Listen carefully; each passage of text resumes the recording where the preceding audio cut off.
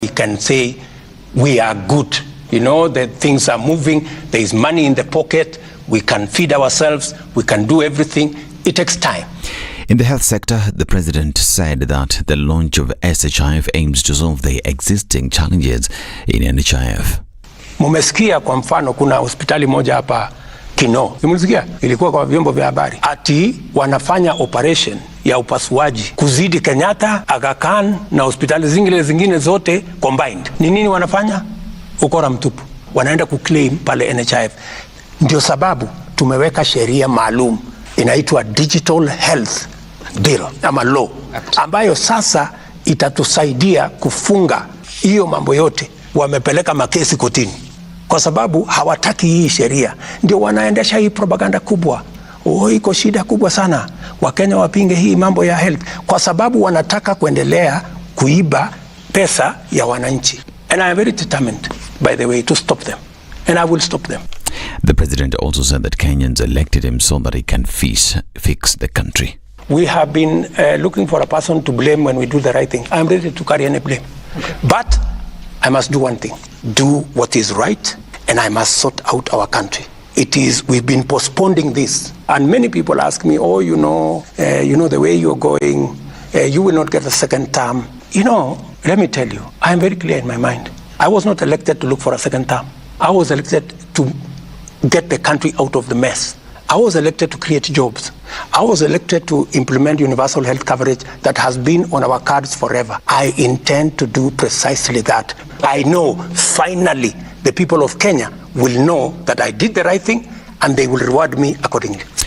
Nyeri Catholic Archbishop Anthony Muheri expressed concerns about the high cost of living and called on leaders to take responsibility instead of pointing fingers when things go wrong. The Archbishop added that leaders are looking for scapegoats when there are challenges as opposed to finding solutions. When the power cuts come, instead of looking for solutions, we are looking for culprits. Let us look for solutions. It is not the politicians who own the solutions of this country.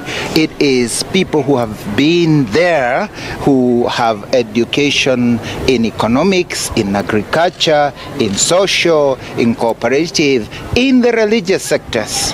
We sit and we see whether we can find a common solution. According to Muheri, the Catholic Church is calling for a national dialogue from different stakeholders to address the issues that are plaguing the country, including the economic challenges.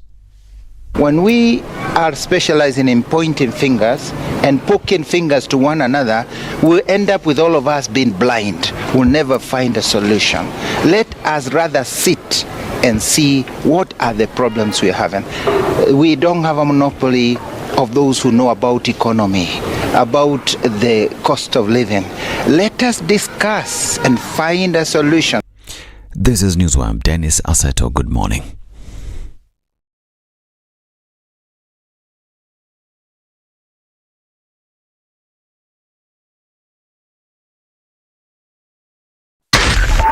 .4 Spice FM, Nairobi. The following takes place from 6 a.m. to 10 a.m. every weekday on Spice FM. Good morning, and I love your show. Thank you. Having come from a Kikuyu radio background, I migrated to Spice because of the content. I was born in a slum, but somehow I got a break in life. So sometimes when you see the sweating coming out because of the passion and whatever it is, behind the noise, there are people. And we share the same umbilical cord. It shouldn't be like that. I am so disappointed. We used to tell Honorable Raila Amolo Odinga that he's doing politics of conmanship. And even President Uhuru Kenyatta, serikali hii ndio iko na conmanship ya hali ya juu. You cannot promise people that you reduce tax, then you double. In politics, there is the issue of trust.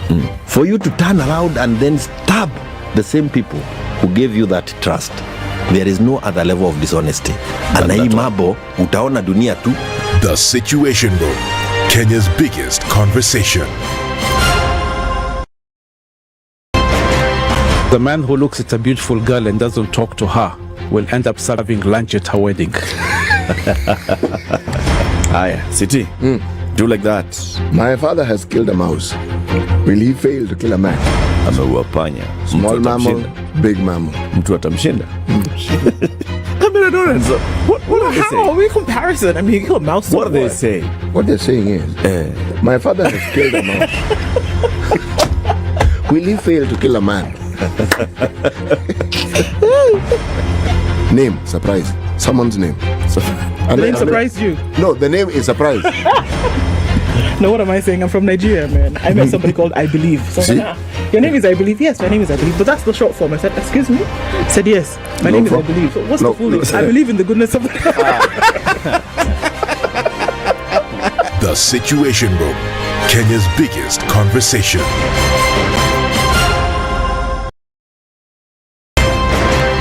You tuned into Kenya's biggest conversation.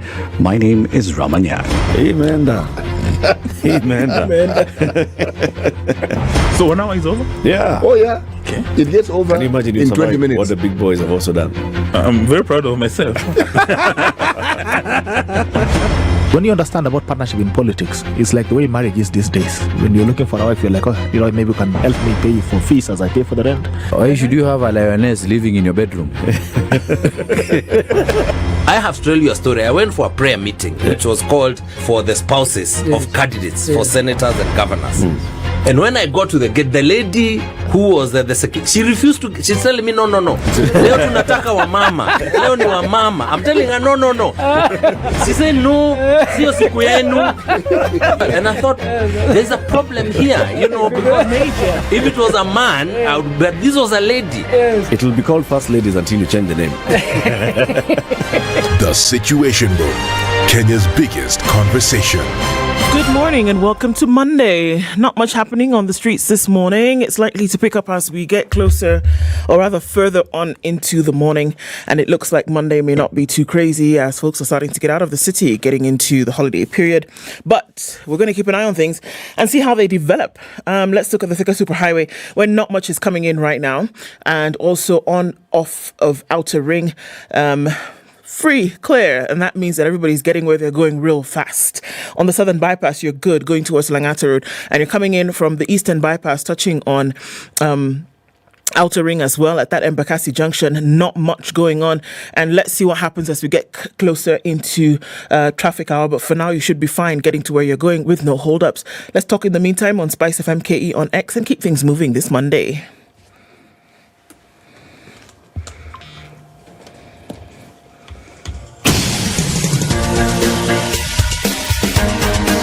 This is The Situation Room, the home of hard-hitting political commentary and penetrating insights about the state of the nation. This is a talk radio experience like no other. The Situation Room, a place for hard truths, debates, and elevated conversations. The Situation Room, witty, political, engaging, deep, controversial. In the room, we have C.T. Muga, researcher, academic, seasoned political observer, a fountain of wisdom in these politically uncertain times. Ndu Okoh, Nigerian by birth, Kenyan by choice, communications expert, Pan-Africanist, a truth seeker and believer in people power, and Eric Latiff, agent provocateur, the man in the chair, seasoned journalist, news hound, a man who believes in punching up, not down.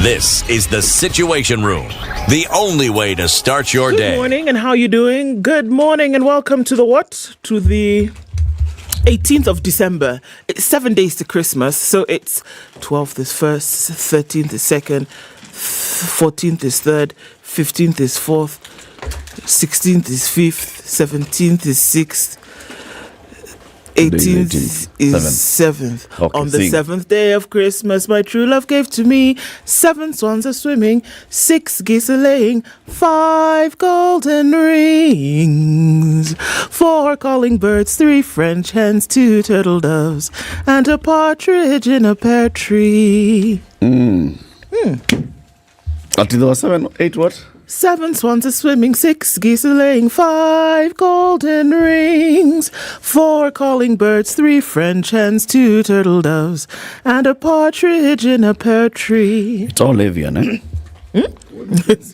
French hens. As opposed to English hens, Cornish hens.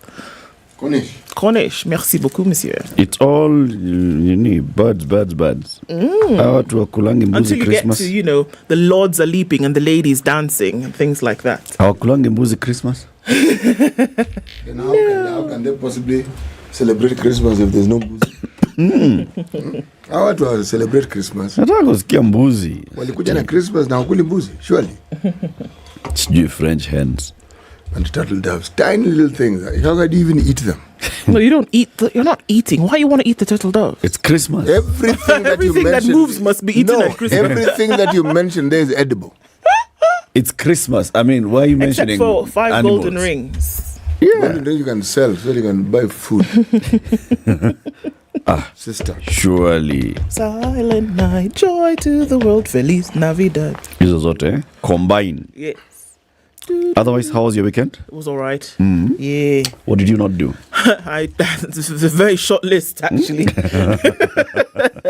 If I were to answer, it's a short list. What I didn't do. What? Hey, What? my friend. And City, how was yours? Mine was interesting. It was. It was interesting. It was. Very good, Buena. So as you continue the details of this man, surely. Yeah, I attended a function. A friend of mine invited me to accompany him for a delightful function. Akka function. There's a young man. Does that friend of yours know that you're calling their function Akka function? Akka function. Yes, it was a function. It was a function. Was it a wedding? Was it a graduation? Was it a party? After party? That was a preamble. I was going to give you details. Ah, voilà. Yes. On y va. So there's a young man who had decided there's a young lady he wanted to marry. And he brought his family to meet the other family. Now, I was on the side of the girl's family. Bas. Did you people refuse? No. Oh, okay. They came to meet people. They just came to say, Hello, they said my yeah, village. this is us, this is what we are about, blah, blah, blah. Right. I've seen many fields. Then we, we'll come back again another day, yes. Come back again. Come back soon. So, young man, now that you've decided, okay, how exactly are you going to look after this young lady? That it's me who asked that question, as you can guess. But how exactly are you going to look after this lady? Precisely. Yes, no. So What answer are you looking for? Yes, no. What answer are you looking for? It's like, where do you see yourself in 5 years? I mean, those are those kind of questions. No, how do you intend to take care of this lady? That is precisely the question. What exactly are you going to do to ensure you take care of this lady here? You don't have a plan, man. What do you mean? I'm going to do what I do to take care of myself. That's the answer they're looking for. So you tell us that then. Say so. What answer are you looking for? I wasn't looking for an answer. I wanted them to explain. What will you do when you wake up tomorrow? I mean, No. It's two very different things, man. Waking up, you go to sleep, wake up, you take it for granted. Getting married is a really serious decision that somebody makes. But taking care of someone is... Yes, you do need to take care of someone. Ask us more direct question. It doesn't get more direct than that. No, that's very general. How would you answer that question, though? Oh, like, how would I say, like, what would I do to take care of somebody? Yes. Well, I have every intent of making sure that her needs are taken care of. Whether it is food that we take of, how will you buy food? Well, I have a job, I have businesses. That is not a question that is asking That's you. exactly what I'm saying. It's a very broad and open-ended question. That's the whole it's like, point. Where do you see yourself in 5 years? But that's number the one, whole point. I hope to still be alive. Number two, I mean... Eric, that's the whole point. Apana. You then fill it in and answer the way you see fit. With what you have or But what are you looking or what for? plans you have? As the interviewer, what are you looking I am asking you I want to determine whether you really know what you're getting yourself into. That's really what I'm asking you. You said you want to get married. So what answer are you looking for? What would make you feel that this person is not ready for marriage? What kind of answer would make you feel you're not ready for marriage? No, there is no answer that person was going to give that would make me feel he's not ready for marriage. The whole purpose was to get him to start thinking about the seriousness of what he was doing. That is why that question was asked. That's the purpose of that question. Not I have 20 goats and I'll be selling one goat every week. Kijana bure. Kuna. Okay. Just so that I can make it even more interesting, so you understand. I said, something, you're getting into something very interesting with many surprises. Many of them will not be pleasant in the years to come. That's what I said. Those are good words. asking her, how will you take care? Hi, guy. That's the point. The higher guy must come in. It's just Mateso Bure. No, I want you to think about the thing that you're getting. The guy has thought about. Thought what? Giving the person this answer and telling them, you're likely to face this, and the other. Now that is making the person think. No. Now, when you invite me, you're just a mean uncle. When you invite me to these functions, Eric, you must tell me ahead of time. You will not speak. You're just a you will not answer questions. You will not ask any questions. Situ unasikia? In fact, you will sit that no, near the women. I want you to give me the questions in advance. I vet them. This is the guy when Latiff is getting married. You calls the tea. One of them. How will you take care of? No. In your case, I won't ask him the question. Of all the women, why did you think this is the girl you should marry? Exactly. No, that's a you good didn't one. find We start that question. Why this one? I am heading towards how you're going to look after. I just started. Eric, my dear, he's going to get there eventually. So you think that's a diversionary tactic? He'll still get there. Get there and I tell the young man, don't answer that question, young man. It's okay. It's not okay. We will take care of you. So that you can take care of. It was a wonderful, wonderful function. I met some wonderful people. Lovely. They told me to greet all of you. They watched the program. Asante sana. Yes. So did you give the okay? That wasn't my duty. Me? No, did the parents give the okay? Or this wasn't the function? This was just we have come to It wasn't say. the intention of the function. No. But would there be something that... No. It was said, it is good you have come. Right. Now we need you guys to give us a plan of what next. Okay. So essentially the okay was given. Okay. Yes. Yeah, so you've been told move to the next stage. Move to the next stage. You've graduated to level 5. Yes. And just in case you think there's only one more level, there are 7 more levels. It's very interesting. Woe unto you people who have daughters. Ngoja. Ni maswali ingine ni ngumu. In fact, the young man felt like, I think at some point he has now, how do I answer this one? In our case, they wouldn't have even asked because you're not sure. on day one. You are being put... This is an interview process. That's not. And you are being put on the spot and you don't know, is there a right answer? Is there a wrong answer to this one? Yeah, the point here is just bullying. That's the whole thing. This is bullying. In our case, the first day you would not be asked these questions. So you just come and say, "This is who you are. Who's your father? Where are you from?" They will say, "Thank you very much. You come." What I've gleaned from this conversation. That is stage 1. Stage 2. That is stage 1. You've come to say, "My name is." Welcome. You've said you want to do very. Thank you very much. Then they will ask you where you're from. What is the name of your village? Relevant. Who are your fathers? Relevant. Mothers? You've answered. They welcome you. They'll even feed you. They say, "Thank you very much. You can go." They'll send somebody. After that, they'll tell you. They'll send somebody to go to that place and find out who are these people. Do diligence. Do diligence. That Find out if makes there's sense. madness in the family, if people are thieves. Yes. Who they are. Then that's when they'll now tell you, okay, you said you wanted to come properly. Now come. So that we can either tell you whether we found A or B. If we found B and we don't like it, we'll tell you, thank you, we are not doing. We found A and we think that, okay, we can proceed with this conversation. Then we say, oh yeah, come. What did you say you want? By this time, they've already found out whether you're good people or not. Yeah. And he said, what did you say you want? That there are fields and fields and fields, and we found a flower that we want to come and pick. According where you come from, there are no flowers. So that's what they will even ask you. Did you find any flowers near your place? What sort of place do you come from? And then it starts. Our customs forbid us from picking flowers from outside our compounds. Now it means you've come with somebody who knows how to respond to those questions. Yes. And then it starts after that. Then they tell you, okay, if this is what you want, they'll even tell you, but then we have other people. Why do you want this one? She has older sisters. I haven't met them. we can arrange. We can arrange for you to meet them. One is what? It's okay. Can I be here for a couple of... Can you accommodate me for some days? Those are the responses that do the trick. Yes, people feel okay. Yeah, so it's a process. You don't just, you know why? It goes along the same lines of what CT is saying. You don't just come and marry and go. Yeah. The process, you have to, if you really want the process this is thing, important. What I'm having an issue with This is the question. is this particular question. No. Ujamaa. It's like an interview is important, but tell us about yourself. Me, Those questions that I have an issue with. Eric, in case you didn't think I've heard you. Yeah. Anonymous, this guy was asked those questions. He said, what the hell is you asking me? He had a hard time answering them. So the memory is being relived. Yes, what on earth do you think you're asking me? Anyway, but point well made, point well taken. Yes. Senor? Next time, I'll still ask the same question.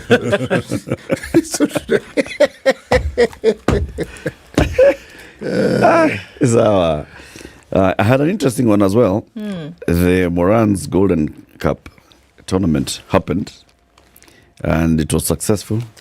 We had our Morans and our Siankikis crowned in Kajiado. Fantastic. What is that other thing you've just said? Siankiki. Lady girls. Yeah, the ladies are called the Siankiki. Okay. So the Siankikis and the Morans were crowned. Yesterday we had the Deputy Governor of Kajiado and the CEC for Education and several other partners who came and joined us. Tata Chemicals came through for us big time. Oh, beautiful. Yeah, Mary Shaw School as well in Kajiado came in through. And others, the senators and all. Fantastic. It was good. 40 teams participated from across Kajiado County. What is many? The talent, my friend, very good. The final was a final. The semi-finals were finals. Yeah. Oh, yes. Iko very, very good. Very, very bien. Very bien. Very bien. Let me tell you what we'll be discussing today. So, the president gave a media interview last night. I unfortunately didn't watch it. And we'll be discussing it a bit at some point. Caleb Amisi is the MP for Saboti and a member of Defence and Foreign Relations Committee. He joins us at 9 a.m. Are we in the right trajectory or not? We'll also be talking about the visa-free issue and what he thinks about it, because his committee is on for Defence and Foreign Relations. We'll talk about that. At 8 a.m., we will have Dr. Martin Olo. He's a lawyer and a political analyst. He'll be joining here in office. Ruto Zwania in office. Yesterday's interview and what has been said so far.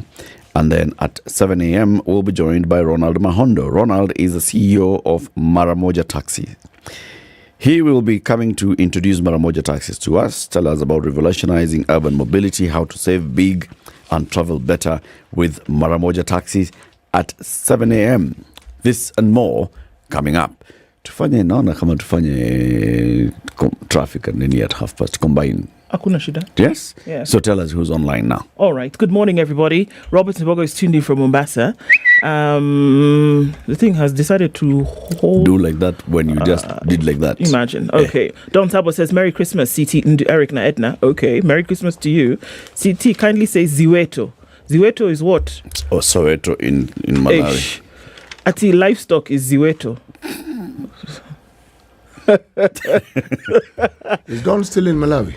He says. You know, you could just be over here. Don't send pictures. I think he needs to stay there for a bit. So and really learn the language. What this thing? This guy comes up with Swahili words and then tells us to repeat them. Miwiko.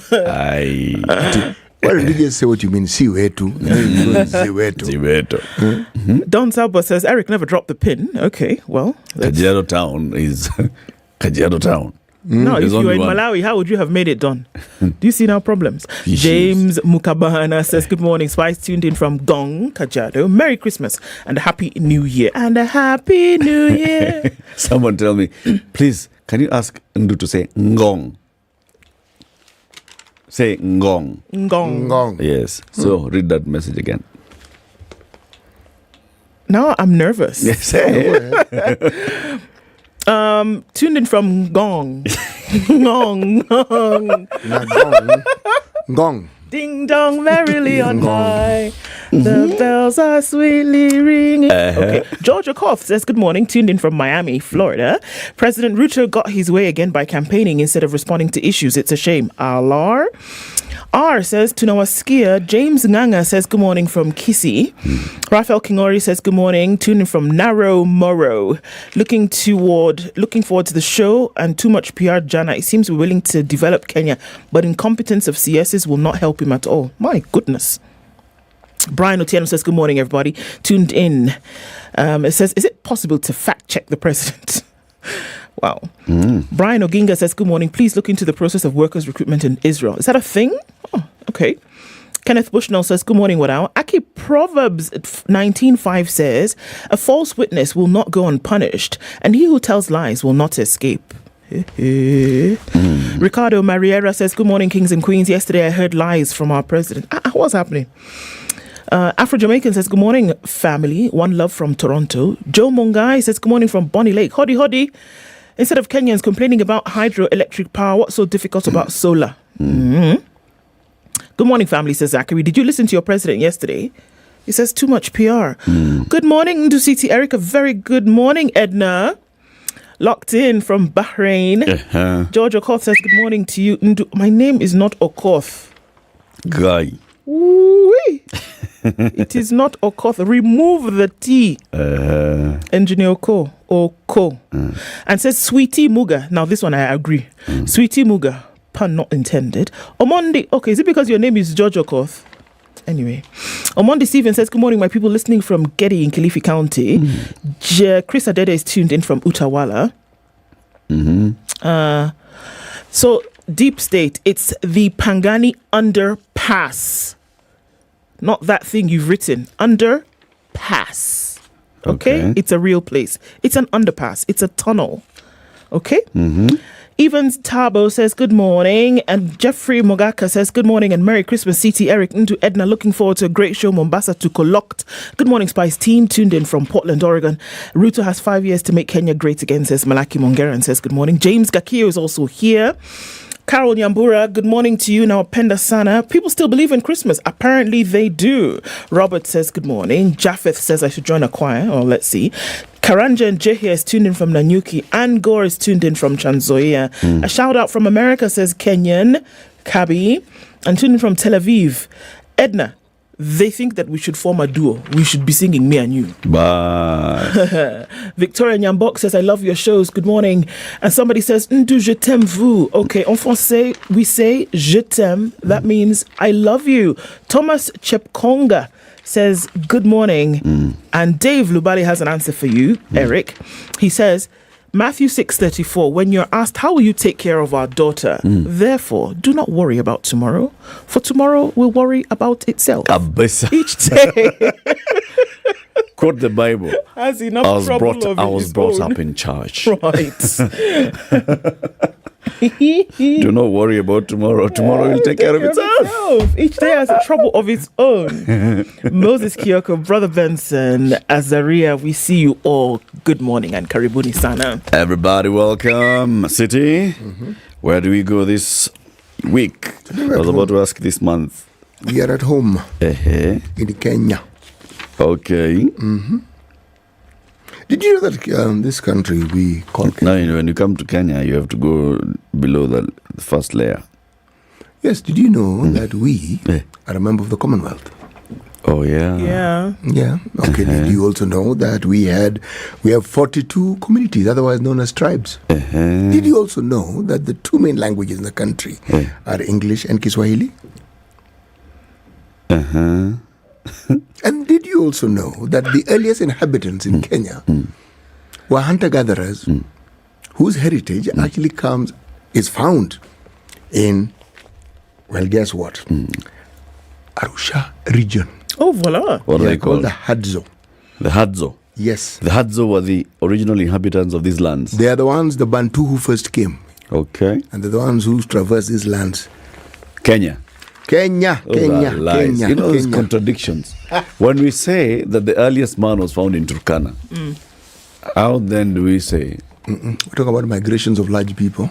So let's talk about that. So hunter-gatherers already tells you that communities had been formed. So say that the earliest visitors to Kenya, because the Turkana Turkana boy. No, those fellows. Was he part of the Hadzo? No, he was not. I'm not going to be what's that study of these old things and anthropologists. No, archaeology. Archaeology is the ones who go dig. Yeah, that's the one. You're not going boys from archaeology. No, I'm not being archaeological here. I am merely being simply factual about communities and how the earliest recorded doesn't mean they were the earliest. Okay. Yes. It's like someone telling you they found Kenya. We were here all along. What do you mean you are finding us? Yes. Or someone tells you that they discovered. I was being reminded by my sister that I corrected my teacher in Standard 4 when we were being told that there was somebody who discovered Kilimanjaro, and I asked, how could he possibly have discovered Kilimanjaro? And the mountain was always there. And there were people living. Anyway. How you gift somebody a mountain, Mount Margaret. Oh, darling. Yes, exactly. Anyway. We are the 28th most populous country in the world. For real? For real. 51 million inhabitants. But we're the 7th most populous country in Africa. We in Kenya, otherwise known as Kenya. Alrighty. Yes. The value of light is noticed when night falls. Oh. Now, for this week, all the listeners who come from Kenya, you have an opportunity to figure out where this proverb comes from, whether it resonates with proverbs from your own neck of the woods. Yes, let me repeat this one. The value of light is noticed when night falls. Value of night. Light. Of light is noticed when night falls. But even the converse is also true. The value of night of the night is noticed when it falls. Light falls. When the light falls. Day breaks. Thank you so much. Well, it does. Equally true. That's a good one. Okay, we'll look at the headlines shortly. First, weather and traffic. Yes, sir. It's 27 to 7. Hello, good morning. This is the Situation Room, the only way to start your day. A bit of a chill in the city this morning. 16 degrees, highs of 24 and lows of 15. That's Nairobi.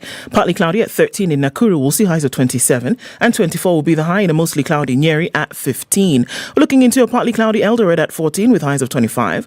And then out into Mombasa this morning, it is clear at 25 with highs of 31. Malindi will see clear conditions for most of the morning into sunny highs of 32 and lows of 26. Kisumu is clear at 19 with highs of 29, while Kakamega is clear at 17. It'll go to highs of 29. We're looking into a clear Kampala at 19 with highs of 28, while Dar es Salaam is sunny already at 27 with highs of 32.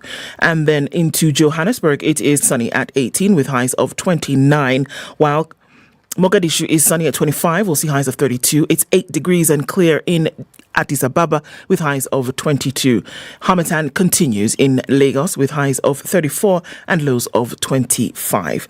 Kinshasa is cloudy at 23 with highs of 30. And we're already looking into Monday afternoon in Beijing at -8. We'll see highs of -5 and lows of -12. It's 1 degrees and chilling in Paris with highs of 4, while London is 10 degrees and cloudy. It'll go to highs of 13.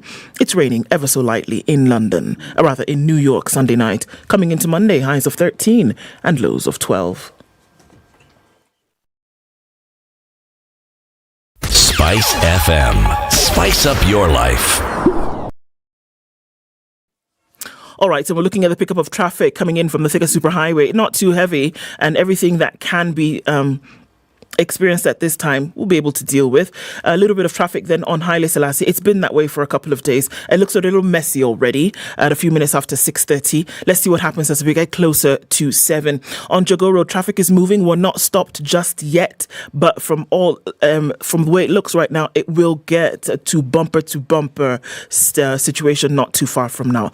At the Pangani underpass, there is traffic. It's getting towards the city. You'll split towards Murang'a Road and then Wangari Maathai at some point, but that's already blocked. Coming in heavy from Kiambu Road as well as on the Thika Superhighway. Limuru Road is also packing up quite some right now. Let's see what Monday morning turns out to be. But Ngong Road looks pretty good right now, and you're okay coming out of Westlands. It's moving and it's getting you through to the city without a stop for now. Talk to us on SpiceFM KE on X, and let's keep things moving this Monday. Mature, intelligent talk every morning. Spice up yourself.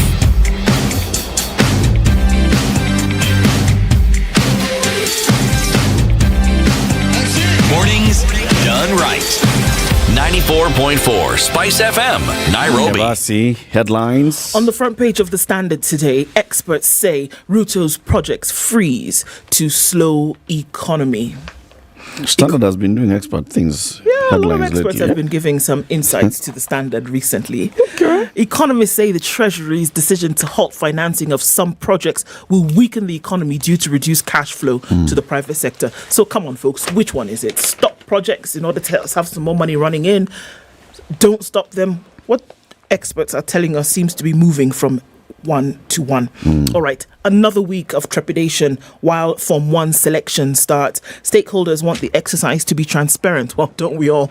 And devoid of errors that clouded the announcement of the KCPE results. The ministry had previously said that by the 25th of December, which is a week from today, that selection would have been completed. Everybody should be knowing where they've been called to. Will free-for-all visa make Kenya a haven for fugitives? It's a question. Belgut MP Nelson Koech is right there on the front. He is on the Defence Committee. Questions in terms of what this means when you open up your borders. Can you stop all the vermin from coming in is the question. Tanzania to Burundi railway gets financier. That's very interesting in terms of development in the country, in the region, I beg your pardon. 12 dead in Makweni road accident. That was a horror to see. It was quite messy when we saw that. On the front page of The Nation, apparently there's a division in Azimio and it's a blessing for Ruto. Okay. The split in Raila Odinga's Azimio La Umoja One Kenya coalition over the bipartisan talks report is proving to be a blessing for President William Ruto's Kenya Kwanza, which has been under pressure from its united opposition 1 year after the hotly contested election. Nisawa. All right. Patients' agony as expensive life-saving medical equipment lies idle in a row. So it's there, but it's not being used because people have decided to go mano el mano. Okay. Why? It's an interesting one.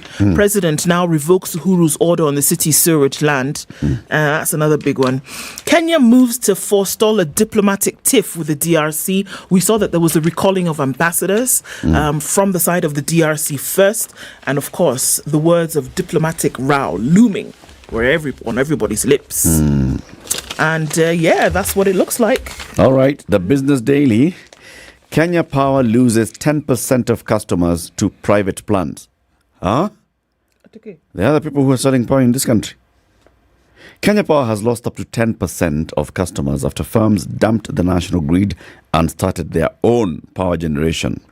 Data from the Energy and Petroleum Regulatory Authority released last week shows that captive generation, which refers to own-use power production, increased to 402 megawatts during the 12-month period to June as more commercial and industrial consumers launched their own plants.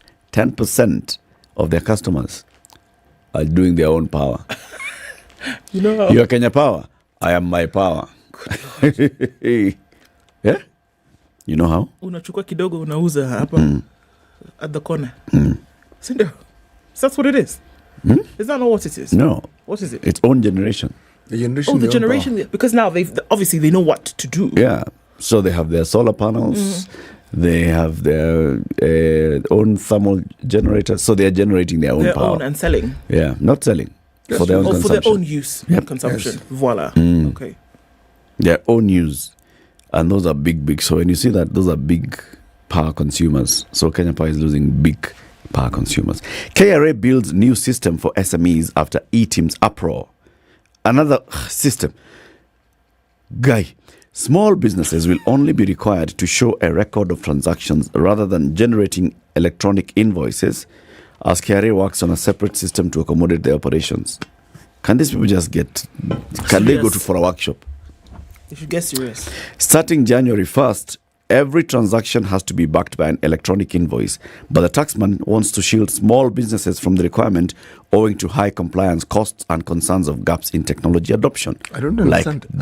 I don't understand that thing. When they came up with this new intervention in the first place, this thought did not cross that it would be a burden to small businesses and low-income earners. It did not cross their mind. But it's going to be a burden to small businesses. I mean, what are they saying really? They want.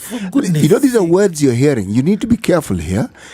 every word is punctuated by how the small businessman will benefit, how the Mwananchi will benefit. It's and yet, yes, please.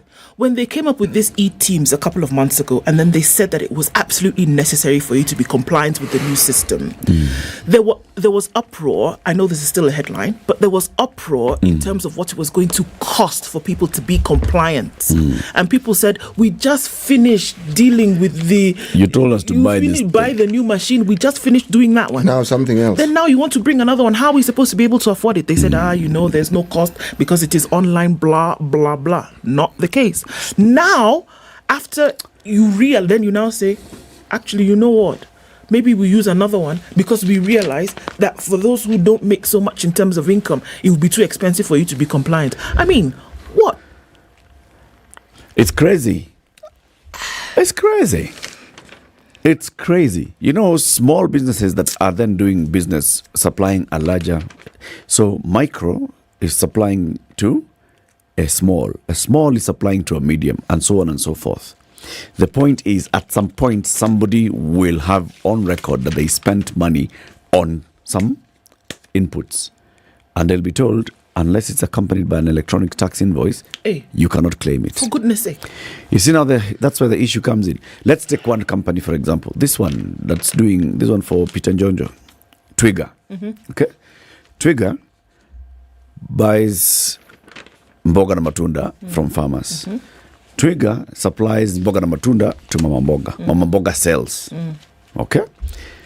For Twiga to go and claim that we spent this amount of money buying mboga na matunda from farmer, they must show an electronic tax invoice from the farmer. From the farmer.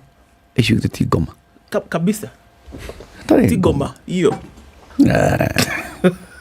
Now you're telling a farmer, go online, sijui your phone, sijui create an e-tax, sijui e-teams, when you came up what? with that idea, were you like an ostrich inside the ground? Who were you thinking was going to be able? I'm not talking about desiring to be. I'm talking about it could actually ability. be possible. The problem is that they can create such complicated things. So we are always able to transact on our phones with M-Pesa, we do star hash, whatever, hash. And we are paying to 222 for small. Why are they making it so complicated? Log on to e-teams. Then when you log on to e-teams, once you apply, then it has to be approved by a KRA person. Then who will tell you that your thing is now active? Then now you'll be transacting and generating. Therein lies the question, Eric, and you've got no heart of the matter. Why are they reinventing the wheel? Yeah. This thing is working. What was wrong with the old system that you burdened people with thoroughly to become compliant over the last 4 to 5 years? In fairness, that thing was also expensive. There were complaints. Just as complicated. Yeah. But people spend money for it, Eric. It's complicated, it's expensive. If you want to basically widen this bracket and say, let's see everybody's transactions so that we can, because you're telling a shopkeeper, a small mamaduka corner shop, the machine. Even if not the machine, the electronic one, which will be on your phone. But to get it on your phone, you have to apply, you have to KRA to approve, to do, and then every time you'll be dealing with that. Why make it so complicated? Why not just make it a USSD or forget about it? Forget about it. If you can't get it, just forget it. Anyway, that's the other headline. The other ticker headlines on Business Daily: lobby roots for removal of EAC non-tariff barriers. Why Kenya faces slim savings in 46 billion early Eurobond repay, and CBK seen cutting rates as global peers signal shifts. So the rates could come down. Usually when the CBK raised that rate, banks following morning were like, boss, CBK wameongeza rate, our interest is now going to 20%. Good Lord in heaven. Panacheza City. Right. Did you know that there are bees that do not sting? There are bees that do not sting? No. Where? They can land. They are stingless. I forgot to tell you guys. Like the queen? Yes, please. There was a swarm of bees. Where? In my estate on Friday evening. What time? At about 4 p.m. In the afternoon? I'm telling you. And there were many? We just heard... Okay. I thought it was a plane. Then we just saw black. They moved. they were moving. Yeah. Clearly, they were going to another location. But it was the scariest thing It was a weekend.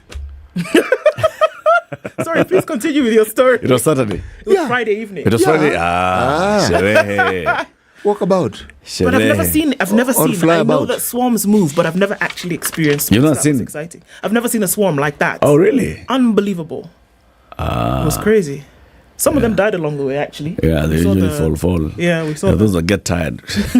I'm done. You guys go. Please, City. carry on. It is. Actually, there are bees that don't sting. Yes, they're stingless. And it doesn't stop there. The story goes on. It's a good story. It's actually a very nice story. That these stingless bees are the bees that probably produce the best, nutritious, sweetest most honey that you can actually come across. Voila. And if you look at honey and all the other additives in terms of benefits that it has, this one.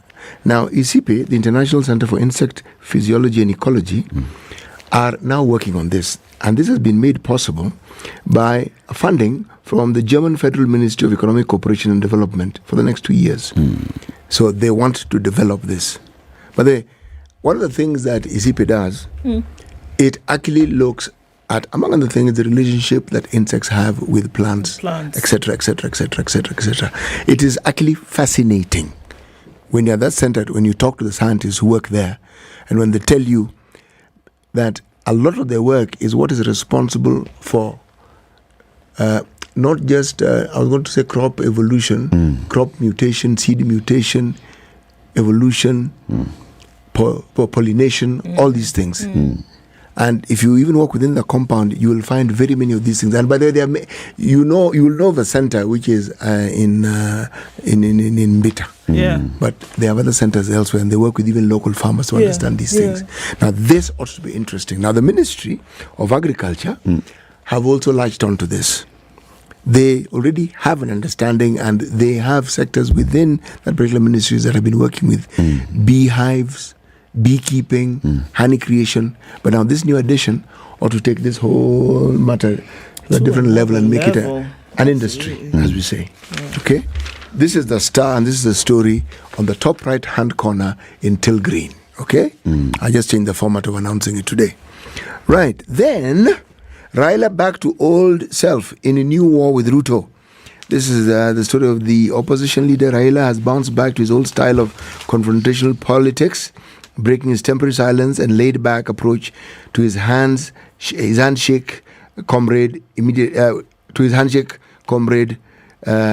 former President Uhuru Kenyatta. Raila has also consistently been denouncing President William Ruto's every word and action. That's the story on page 4 and 5. Police to get new modern gadgets, and this will come at a cost. The cost will be 37 billion Kenyan shillings, not US shillings, Kenyan shillings. The police will soon get modern equipment to help them fight crime. So the equipment they have is clearly not modern, and they require new to foil terror accidents and protect themselves. Interior CS Kithure Kindiki has announced, saying the first batch of equipment will land in the country in the next few weeks, which means this was ordered for. It was part of the budget, I hope, and it is now going to be bought. What I truly hope is that these things will actually be bought, and that the police will actually get this. That is what I'm saying. I'm hoping that this actually happens. Status report. MPs to grill PSs over 17 billion oil cargo outages. MPs have summoned 2 PSs to explain the 17 billion oil import saga, blackouts and power outages. Alex Kamau Energy and Mohammed Laban Petroleum are expected to provide details. Now, bang in the middle of the paper, big interview. President says Kenya's economy is out of debt distress. Ruto on taxes. I need to pay teachers. Okay. Yes. Hiyo sawa. So which story do you want to look at in greater detail? Form 1 placement results to be out today. Okay. More than 1 million candidates who sat the KCPE exam will know from today the secondary schools they would be joining next month. Education Cabinet Secretary Ezekiel Mashogu is this morning expected to preside over the Form 1 placement exercise at Lenana School amid concern over pending court cases after some parents challenged the results. The placement is taking place when the outcome of an audit into KCPE results irregularities is still not known, though Machogu earlier downplayed the scale of the inconsistencies when he recently appeared before the National Assembly's Education Committee. Now, Godfrey Ombaso, who's the Assistant Director of Communications at the Kenya National Examinations Council, while declining to comment on the court cases, maintains the placement exercise will go on. He says, we cannot comment on the cases still pending in court, but as it stands, the report presented to Parliament, we detail the cases had been handled, but just a few still pending. So they say, looking forward to a transparent exercise, stakeholders argue that since this will be the last selection exercise based on a written exam, the government should ensure equity, regional and gender balance are observed.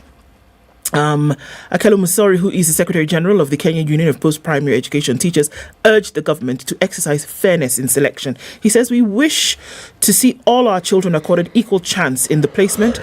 They are all our children, and it is our belief that Form 1 selections will be fair to all. He says we should not see a situation where a boy is placed in a girls' school or vice versa. Why? Secondly, students should not be crossing several counties to access education, something that obviously has been done before. And this is according to Collins Oyu, who is the Secretary General of the Kenya National Union of Teachers. So everybody is giddy right now, of course. Folks are saying, look, irregularities with the examination results, why should we continue with a placement now? Others are saying, can we talk about finally some balance when it comes to placement? This is the last one here. You have another opportunity to be balanced and fair in the selection. And what does fair mean? I'm not quite sure what fair means in this case, because one would assume that it's random selection apart from those who scored a certain number and then they are definitely guaranteed to go to a national school. Apart from that, how do you guarantee fairness? Because you see, the thing is, students are required to place their choices. They make their choices, 6? yes. There are 6 or how many? 8. There are 8, eh? Yes. How many national? You pick 3 national schools because there's how cluster many 1, extra cluster county? 2, cluster 3. And then there's B1, B2, B3, extra county. And then there's 1, 2, 1, 2, 1. 1, 2, 3, 4, 5, 6, 7, 8. Yes. All right. So once you've done that, now it becomes a whole battle of, because it's what you made as your preferred choice of school. Yes. If you qualify for a national school, but then now they start waiting in terms of how many people who apply to join this school versus the spaces that are available. First come, first score, highest score, first come, highest score, you know, first serve, right? Yeah. So if you selected the school and you have the high score, you are almost guaranteed. So here the thing. Position. Let's go with let's not use Alliance. Let's use another national school. Let's say Mangu. All right. So you selected Mangu as your first choice of national school, and then you selected. Give me another one. National school. You selected. Boys. Boys. Let's go with Alliance then as the second, and Maseno as your third. Okay. So for number 1 for Mangu, the marks that you got, there are more people that got higher marks than you to go to Mangu. So what happens? Do you now go to Alliance? Do they now consider you for Alliance? Do they consider you for another national school? Or you missed because they may consider you for your second choice of national school, where you have to come in after all the first choices have been exhausted. It rarely happens that if your first your selection was this, you missed the mark for that. It rarely happens that your second choice, which is also in some cases a national school, that you would make it, because just like you've said, other people who made the mark and that was their first choice will be given first priority. Yeah. So you end up now, you still qualify for a national school, but you go to a national school that now is not on your top 3. Exactly. And that's where the beef now comes in. That's where they're saying, it's not fair. It's not fair. It is fair based on your selection. And this is where the selection confusion, many say, comes in. That's it. It's a big one. Boy, all the best to all the candidates. Hiya. The government has moved to forestall an imminent diplomatic tiff with the DRC over remarks by the country's opposition leader while in Nairobi. Not Kenya's opposition leader, who, according to this Nation story, says that Kenya's opposition leader is Uhuru Kenyatta. Not Kenya's opposition leader, but DRC's opposition leader. Prime Cabinet Secretary Musalia Mudavadi, who's also the Foreign Affairs boss, says Kenya Kwanza government has nothing to do with the statements issued by Corneille Nangaa. Last week, Mr. Nangaa, in a press conference, announced that he is working with several rebel movements, including the M23. The ministry wishes to note that Kenya is an open and democratic state.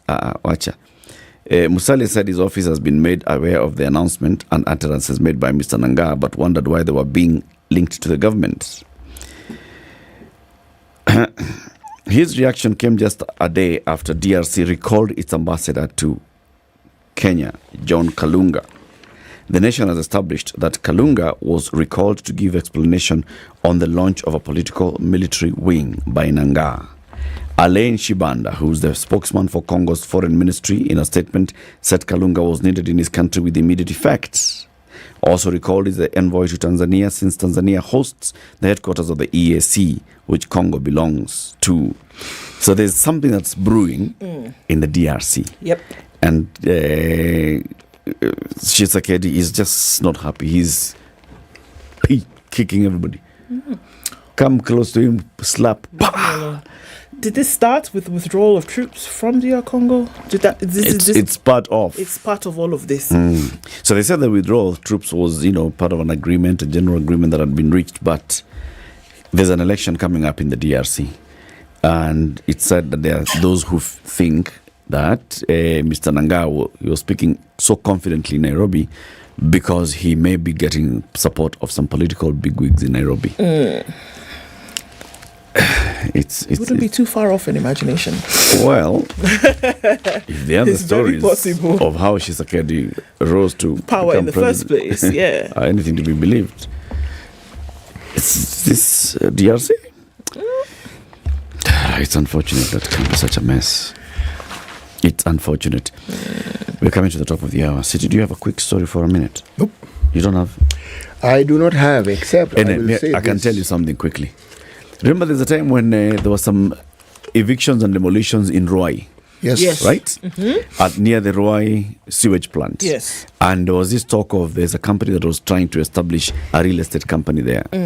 And the government said, no, that land is protected. It belongs to Ruai sewage treatment. And the then CS for Interior actually revoked all those and said all these titles belong to Ruai sewage treatment. Now, Kithure Kindiki has said all these titles don't belong to Ruai sewage treatment. The Ruai sewage treatment is just this one. These others are private land. So we've gone back to even factory settings. Even if you do not want to look at the matters regarding this government in one particular way, they will force you to look at it in that way. Properly. Even if you decide that, I'm going to be positive about all of this, and that we have forward-thinking, progressive-leaning governance. Man, if you're successful for a week, you've tried. Then Monday morning comes and it slaps you in the face. Pa! What did I tell you? Hey. Shamba ya Ruai, si ya Ruai. If you expand your sewage needs, mjue mahali mtapeleka mambo yenu. Shamba imeisha. It's 7 a.m. Time for the news.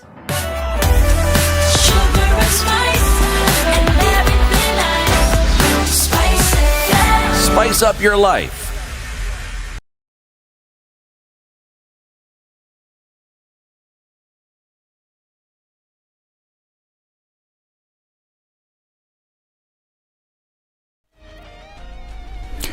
Good morning, this is Newswire. I'm Dennis Aseto. We will hire all JSS interns after they have finished their 2-year internship, says President William Ruto. The head of state told the country during a roundtable with journalists that the JSS teachers will be employed after their 2 years internship.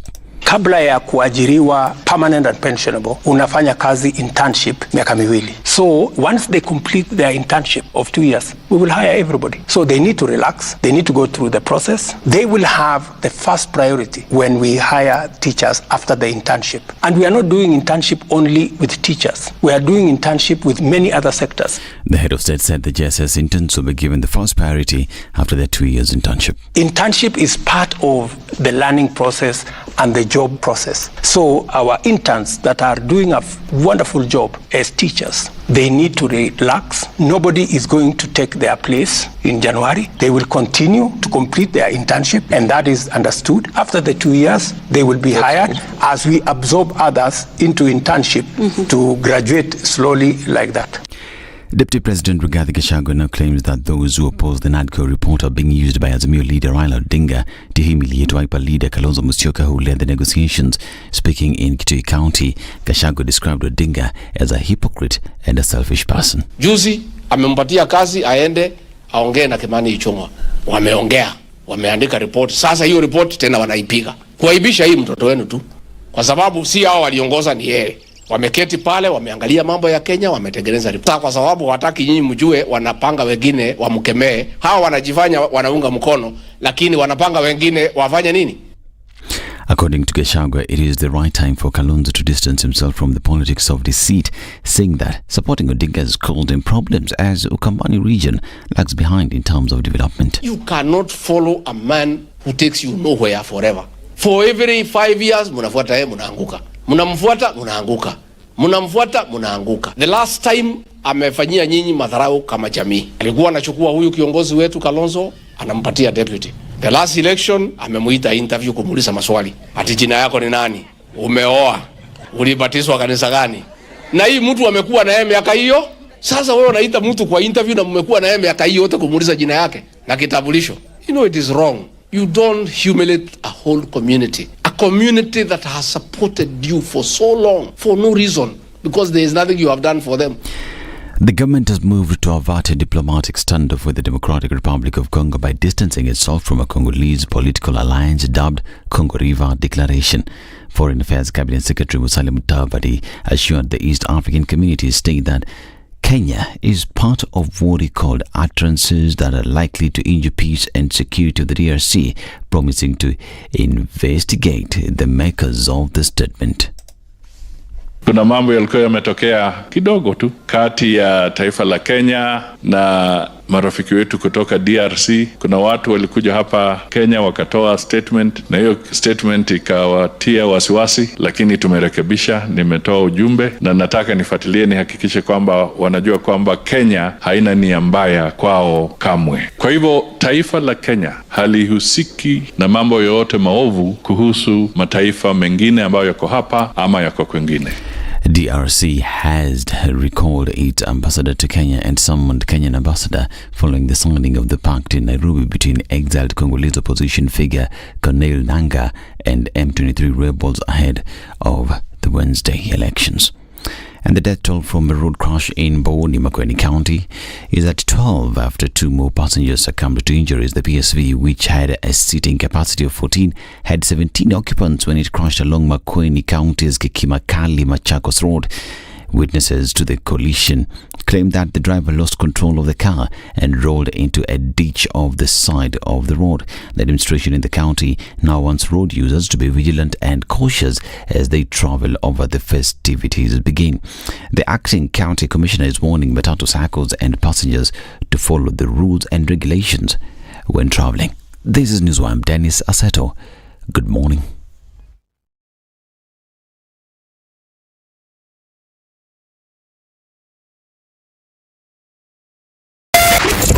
.9 Spice FM, Mombasa. All right, at a few minutes after 7 o'clock, it's busy coming in on Haile Selassie. In and outbound traffic, very busy this morning. Also inbound on Landis Road is no walk in the park. Joga Road is also busy. In and outbound traffic is doing the thing this morning, as it is coming in heavy on the Thika Superhighway as you come then towards Pangani, past Survey. You're not going to be able to use your service lanes anymore, so you're going to have to stick in that traffic for some time. All right, busy as you approach Murang'a Road, and that continues well into the CBD. You're all right further ahead on Kiambu Road, and then looking on Limu Road this morning. Folks are yet to be up and at 'em. At least for now, it's going to be a thing for us to watch and see what happens as we get closer to the start of traffic hour. All right, around the city, it looks like it's building up here and there. Sun's up. Let us know what's going on where you are as you get out and talk to us. SpiceFM KE on X.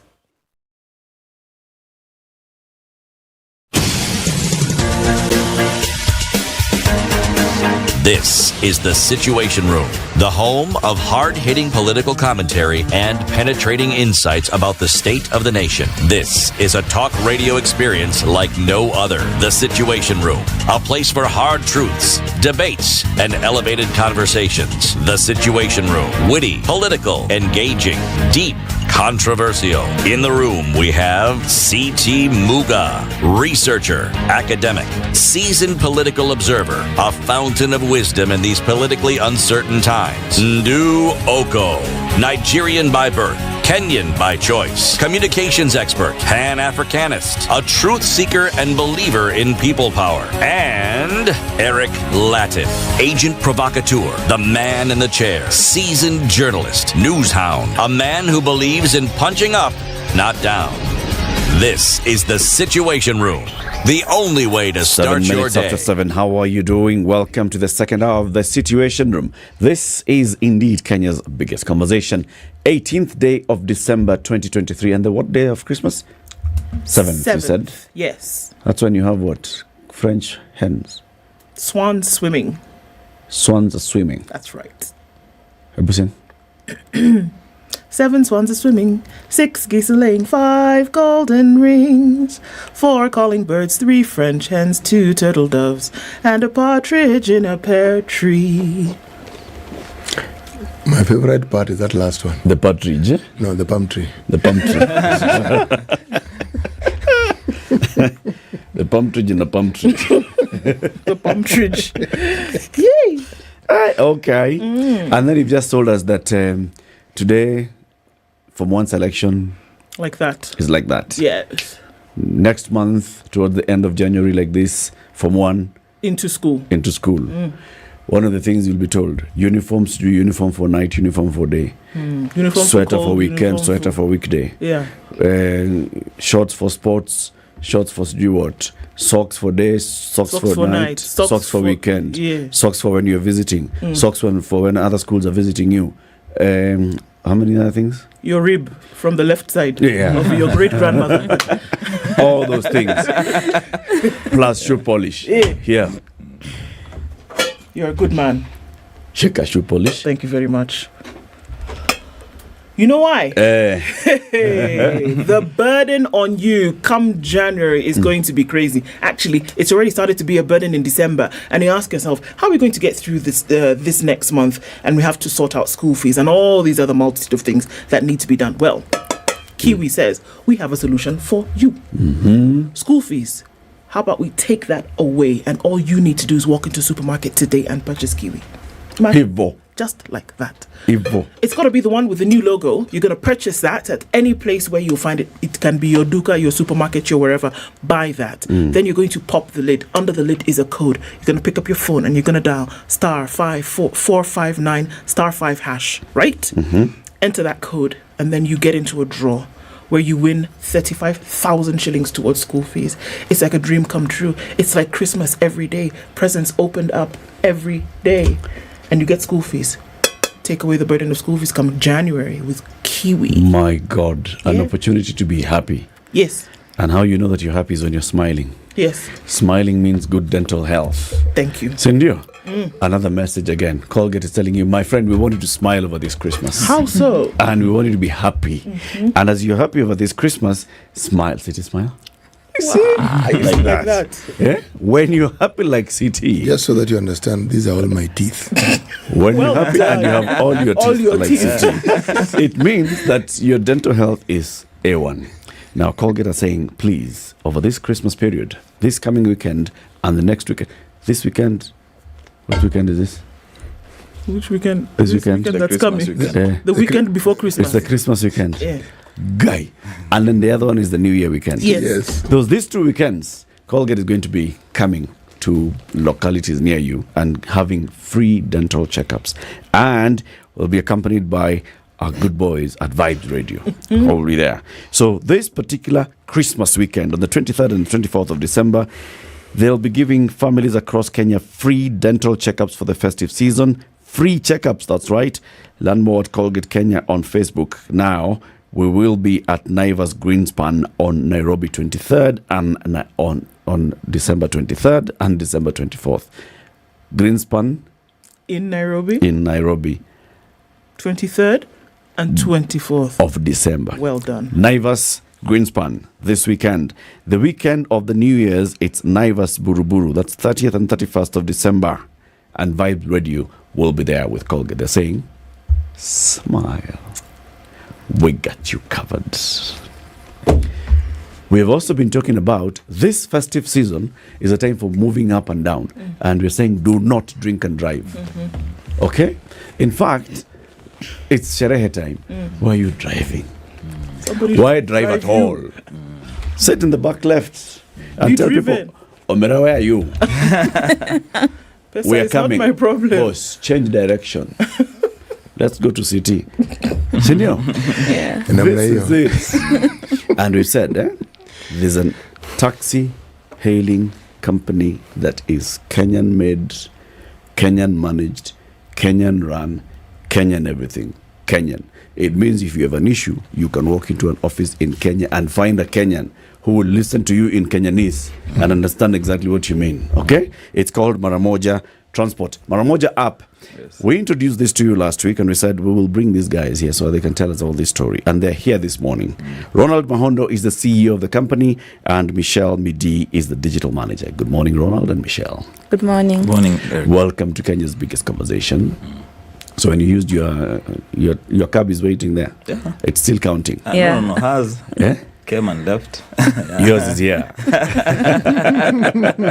Gotta know who the boss. Who the boss. Yeah. Who's paying more money. Karibuni sana. Yeah. You'll tell us about Maramoja app, but to welcome you to the conversation, CT has the day's proverb. This week's proverbs are from which country? There's a country the two of you may know of. It's called Kenya. Okay. Yes, our proverbs are from this country. Who's the president of Kenya? Yes. The president of Kenya is Dr. William Ruto. Okay. Yes. The vice president is called Rigathi Gachagua. Do they have a prime minister? Yes, we do. Prime cabinet secretary. It's called Musalia Mudavadi. And then we even have a chief justice. She's called Martha Koome. And then we have Speaker of the National Assembly. We have two speakers. Yes. One. It's called Justin Muturi. The other one? No. That was before. This is Papa Waroma. Oh, it's Papa Waroma. Yes, sorry. My Justin is now AG. That's right. Yes, Papa Waroma. Wetangula. Moses Wetangula. Yes. And then Amason Kingi is his counterpart in the Senate. Okay. Yes. You'll tell us more about Kenya. We'd love to visit that country. The proverb? The value of light is noticed when night falls. The value of light is noticed when night falls. Yes. Ronald, what's your interpretation of this one? I think what it means to me, it means that things which are valuable, it's difficult to notice them because we are used to the value. Michelle? I have no idea. You have no idea what value is? No. No, I have no idea how to interpret it. Actually, give it a try. Actually, you do. In making that statement, you see when someone says they have no idea, they're talking about being in darkness. So when you know you are in the light, isn't it? Okay, so let me repeat the proverb. When the value of light is noticed when night falls. Okay. I think it means that sometimes you might, in life now, in the context of life, you might be going through a difficult time, but you might not know the value of something that you only puuza before. Like, for example, you are told to walk left, you chose right. So when you go right and then you find trouble, you'll find the value of walking left. Yeah. Oh. That you had no idea. These are those students who sit back. I'm gonna go play, and everybody follows you to play, and then they get an A, and you're there. Ronald, please introduce us to Maramoja. Thanks, Eric. Yeah, Maramoja is a ride-hailing platform, but we define ourselves as a transport and logistics platform built for Africa, starting in Nairobi. Ambition, Africa and emerging markets, but definitely you have to start from home. Yeah, yeah. So, what does that mean when you say it's homemade, or home-based? What does that mean? What that means is when we built it from an African perspective. The way like you think about everything. I don't think one of the key things that I really think about is who designed the world the way we experience it, and from whose point of view. And I think as Africans, we need to start thinking of building things that we own ourselves. Most of the things that we have are not owned by us. They are owned by other people. So they determine how we experience it. They determine our experience, how we view life. And I think it's about time that Africans, we start building most of the things. I remember some of the conversations which are going on right now in the country. It's about the forex rates, about importation. We're importing, I don't know how much in food and things which we can actually do ourselves. And I think it's about time that as Africans, we stop complaining, we stop looking outside for solutions and start building. And I think the future of the continent is bright if you think about it that way. The understanding of a Kenyan, when you tell them that this is homemade and it's Kenyan, they expect that the engineer who coded this thing is Kenyan. They expect that the owners of the company are Kenyan. They expect that the money that is running this company was sourced from Kenya. Is that all correct? Not all, of course. Okay. Yeah, so quite a number of it is very correct. It's made in Kenya, Kenyan engineers. Of course, there are a couple of engineers that we also source from outside because of talent. You know, talent is globally distributed. So a couple of our engineers are not in Kenya.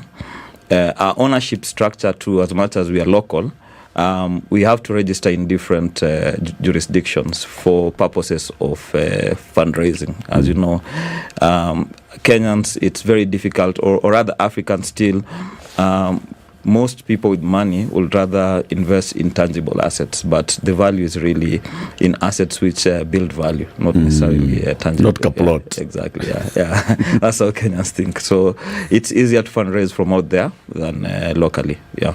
So where is it registered? So our structure is our Okoh is in Kenya. We have a holdco which is in Delaware, USA. Yeah, for fundraising purposes mostly. Yeah. Okay. So what was the idea behind this business in the first place? So established already. So just for purposes of explanation, Okoh, Downco, just explain what that means, if you could, and then talk about the ideas behind establishing this business in Kenya. Yeah, so Okoh means the operating entity. Topco is like a shell company that now owns the Okoh. So the idea behind Maramoja is basically the idea behind how people move. As you know, in the world, there are a lot of innovations that come in. Like people used to walk, people started riding horses, people started riding cars, flying. And then people started thinking, how do we make life easier and more efficient? So the idea behind Maramoja is basically around that, but it's built around how we as Africans actually do things. Because if you really think about it, in most places, the biggest problem is not finding a taxi. That's not the biggest problem that we face. Like if you go to town, almost at every street corner there's a taxi. Outside the hospital there's a taxi. At the airport, all these places there are taxis. So if you think about what's the role of an app, for instance, around that, you find that you hail an app, go downstairs, wait for the cab. While you're waiting, you can see like 5, 6, 7, 8 cabs parked next to where you are. As you wait. That's it. And probably they even look better than the one that you ordered. So our thought around it was that we want to personalize the experience for a rider, that you get to choose who you actually ride with. You get to experience the ride experience from your point of view. You get to curate it in a way. So we came up with tap, pair, and go as our rally call. What that means is you basically open the app, you get options of drivers who are available for you to select. You can see their photos. If you want, you can even see the vehicle that they're actually riding in. You can see the recommendations. So we have a trust engine which runs behind it, and it gives contextual recommendations. So for instance, if Eric, you've ever taken a ride on Maramoja, CT might get your recommendation if you actually found a very good driver there. Right. Yeah, so it works in a very different way, but I think it's very African way, because I think in Africa trust is relational. It's something that it comes from relationship. It doesn't come from it's word of mouth things. Yeah, exactly. Someone you know says, yeah, I've tried, yes, I've gone to this place, then you feel that you also want to try it. Exactly. And you can trust them. Exactly. Okay. So how does this work, the tap, pair, and go? So you've said I go to the app. Yeah. Say I'm outside Standard Group Center and I want an app, a taxi. I go to the app and then I find there'll be several along here. And I can see the various drivers around and I can see their vehicles. Then the next thing is it shows me their recommendation and their rating that is relevant to my network of friends. Yeah, exactly. So how does it know my network of friends? So there are a couple of things that happen. So so once you register, there are a couple of things. There are a couple of permissions should be asked. So what those permission does is it checks within your contact list who already has an account within our platform. Okay. And what's the experience within our platform with that account and with those drivers. So based on that social graph, basically, that we have developed around you, we're able to give you very relevant recommendations. How it works is very simple. We are available on Play Store and App Store, and also in this store that's owned by Technophone and Infinix. I've forgotten the name of that store. You just go there, you download it, you register. Once you register, the process is very simple. You get an OTP. That's what you're going to be using to log in. Once you log in, you'll be asked for your location, or rather where you're going. If your GPS is on, it will automatically pick your location. So once you set those, you get drivers who are nearby drivers within a specific radius.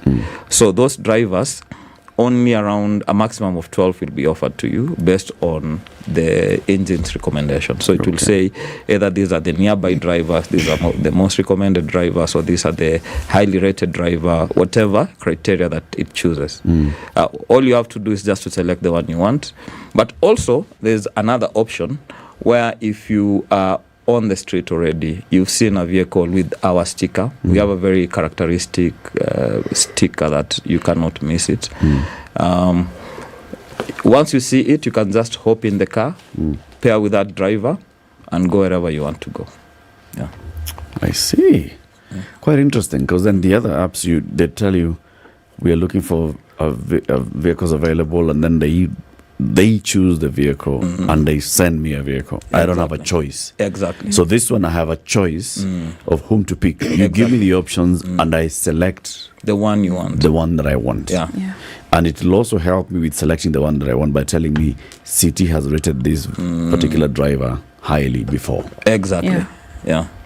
But also, from what I hear, it means that I also have a choice of deciding who I want to ride with, given whom I've ridden with before. Exactly. Yeah, that's the whole idea behind it. Yes. Yeah. So you can have my cab guy. Yes, exactly. That's it. Somebody who knows your routes, somebody who knows where you want to go, somebody who understands. You say, we're going, when you say, I'm going to Karura, he knows exactly where, because he's taken you there before. Exactly. Yes. Yeah. So this time, Tunanda Movoko, he knows exactly what you're talking about. Yes. City has it 100%. That's exactly the idea behind it. Yeah. Everyone to have their own cab guy. Well, I'm a guy who uses cabs literally daily. And you have a cab guy. I have cab guys. It's not one. Cab guys. Why that though? Why that? And I want to bring Michelle into this.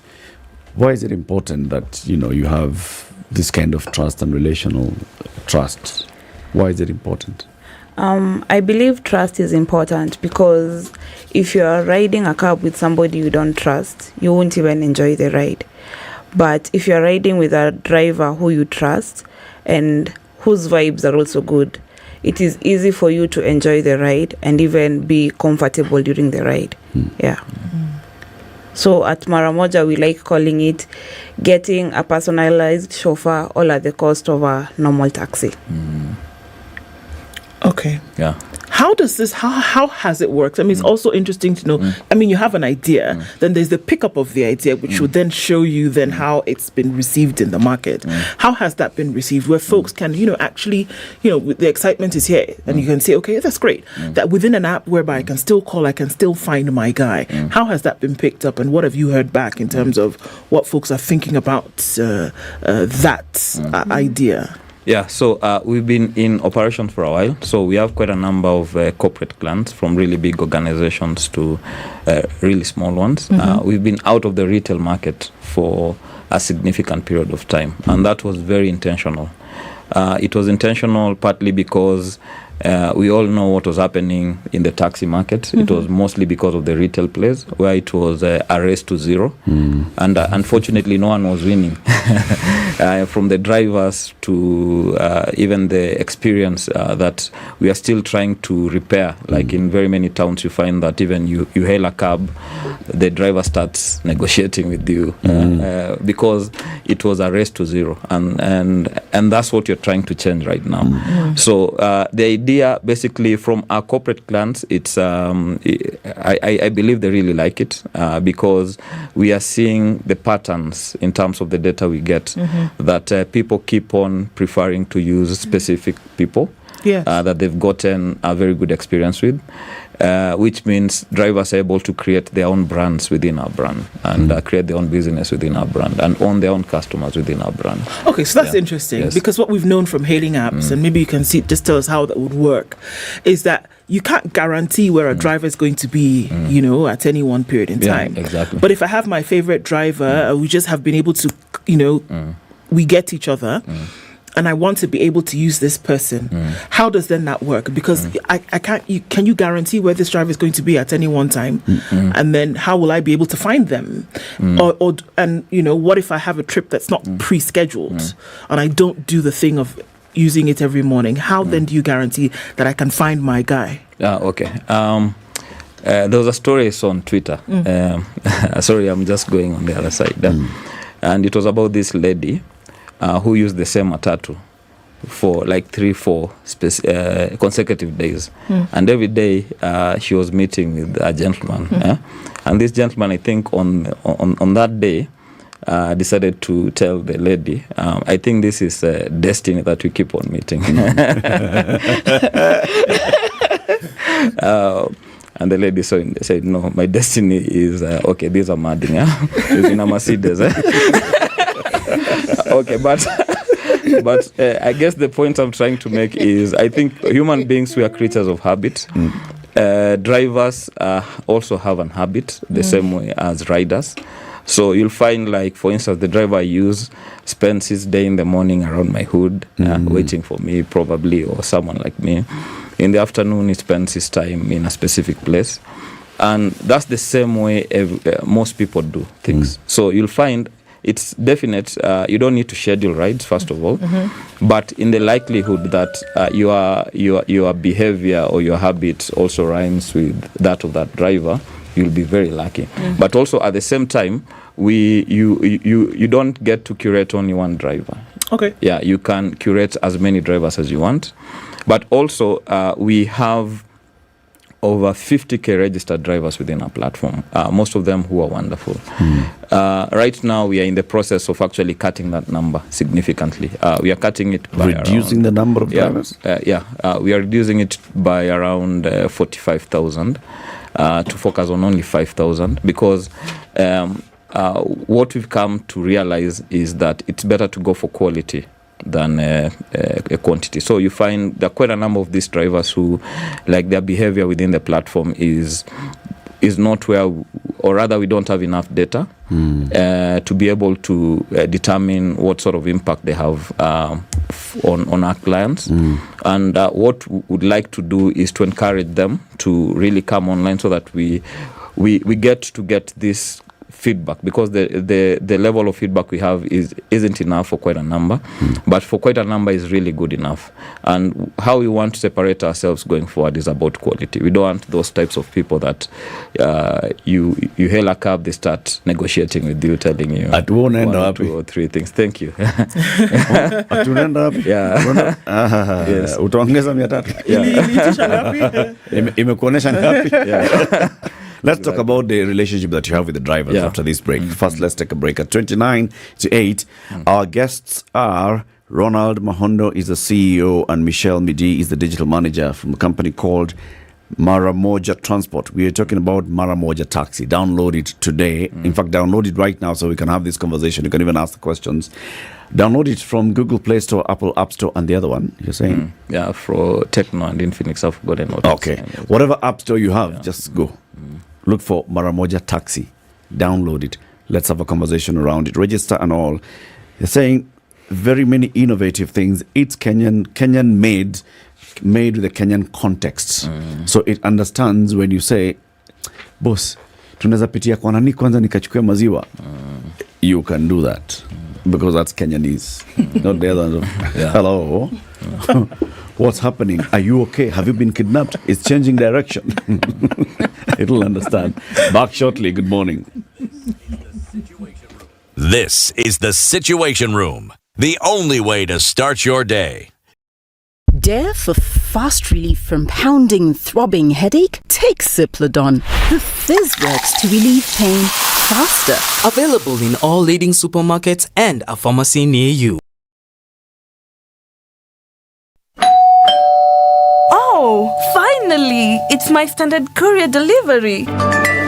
At Standard Courier, we know that your time is valuable. That's why we guarantee swift and efficient deliveries to your doorstep every time. Give us a call on 0793 599 684 or schedule your next delivery by visiting our website www.standardmedia.co.ke/courier. Trust Standard Courier service for all your courier needs. We deliver with pride.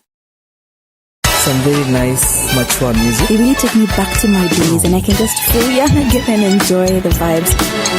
Spice. I'm a big listener of SpiceFM. You play the best music. This is 94.4 Spice FM. Sunny conditions in Nairobi this morning. We'll see highs of 24 and lows of 15 and lows of 13 in a sunny Nakuru at 13 going to highs of 27. It's 15 and sunny in Nyeri. We'll see highs of 24 and we'll see highs of 25 in a mostly sunny Eldoret at 13.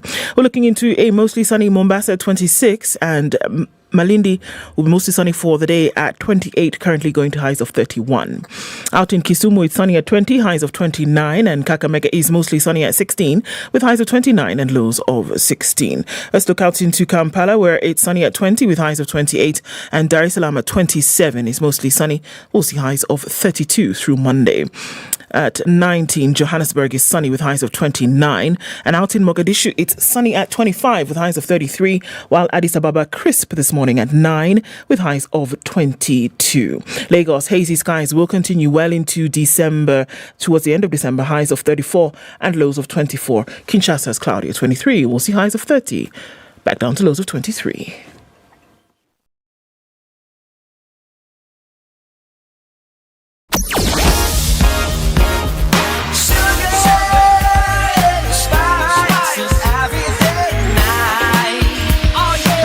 Took a super highway this morning. It's well past Survey, coming in from the Outer Ring Junction. It's going all the way through towards Maranga Road, and then splitting. Wangari Maathai doesn't look too bad, but as you're getting towards the Globe Cinema overpass and underpass at this point, it's going to be very busy. Kiambu Road bumper to bumper, not too many lanes right now, but there's no telling what's going to happen as we get past traffic hour, so watch out for that. If you're coming in on Kiambu Road, it's coming in hot through towards Muthaiga Square, so eyes on that, and let's see what happens as we get into the morning. Looking on James Gishuru and then spilling over to Waiyaki Way, not too bad. As you then get to the exits at the expressway, we're going to see a bit of clog up, so plan for that as you're getting into the city. Let's look at Limuru Road. Folks there have not woken up this Monday. I wonder what's happening. Then we'll all wake up at one point. Everybody's out and about. No hold-ups, not for now. Eyes on things. Let us know. Talk to us on SpiceFM, KE on X.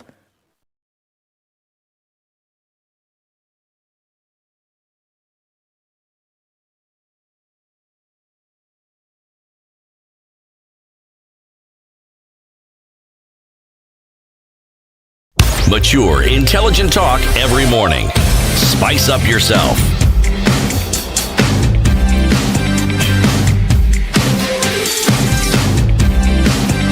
Mornings done right. 94.4 Spice FM, Nairobi. Mahondo CEO and Michelle Midi, digital manager at Maramoja Taxi. So how do you onboard your drivers? Yeah. What kind of vetting do you take them through? Yeah, so our vetting is simple. Basically, a driver needs to have documents which allow him to do the business, which means that they need to have a PSV badge. Then the vehicle needs to be PSV registered, needs to have insurance, the relevant insurance.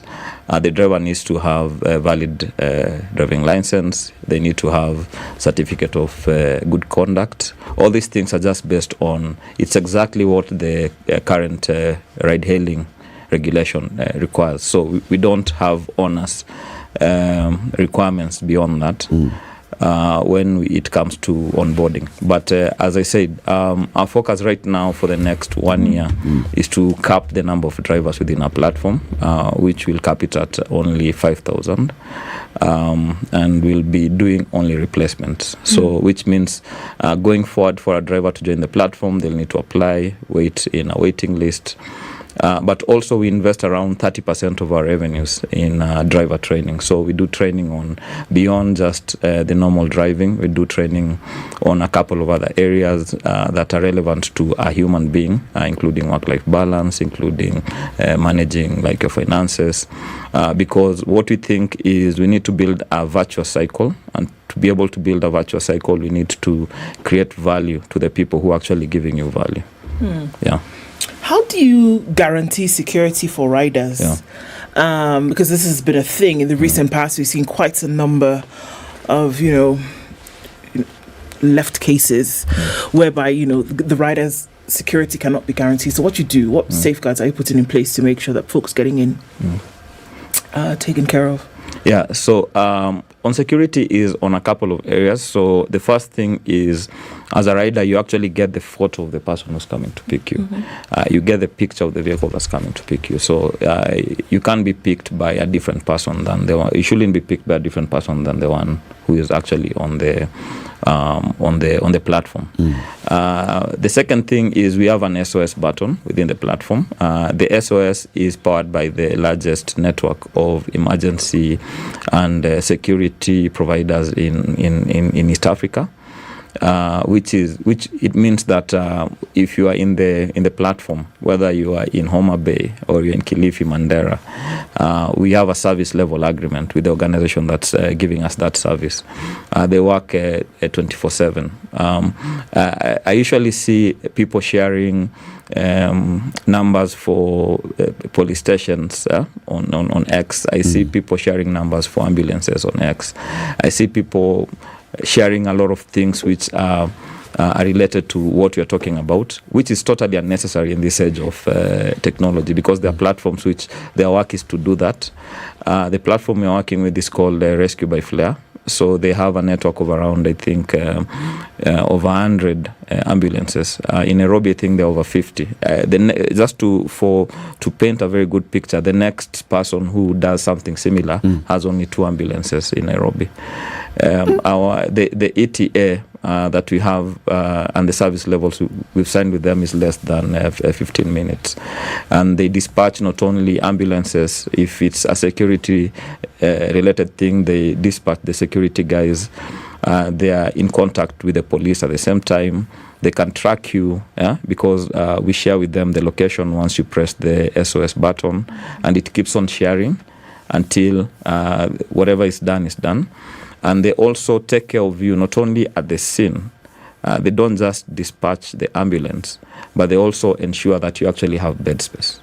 So they'll basically do the whole 360, come and rescue you from wherever you are, dispatch an ambulance. They can dispatch maybe a first responder on a motorbike or something, and all that. So as a user within our platform, you need to feel very safe. You need to feel that we've thought about what could go wrong, and we've tried to put in a process around that. Who pays for all of that? So for now, it's free. It's free as long as you have our app. It's free.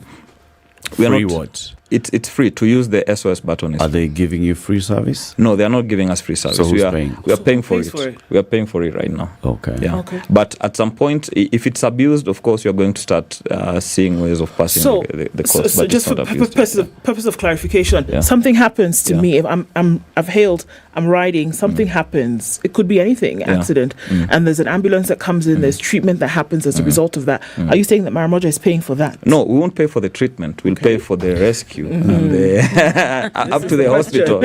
Up to the hospital.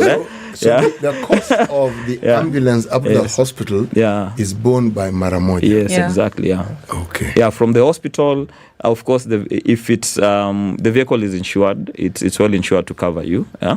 So the insurance will kick in at that point. Yeah. So you're also saying that the vehicles that operate under this platform, one of the due diligence processes you undertake is to ensure that they are all comprehensively insured and insured to look after their clients in the event of an accident. And that's the main reason why people should use vehicles in the platform, because there are a lot of taxis which are on here. Most of them are not in platforms, and they're not in platform for a very good reason, because they cannot register in a platform because they lack one or two or something. There's something they're lacking. Either the vehicle isn't properly insured, so it can't be registered on a platform. The driver doesn't have the valid documents. So in case of an accident, you're on your own. In case anything goes wrong, you're on your own. But if you work on a platform, anything happens within that platform. Let's say you forget your phone. Anything happens, you have a way to retrieve it. We have a 24/7 customer support line that is always available to serve our clients. Yeah. Okay.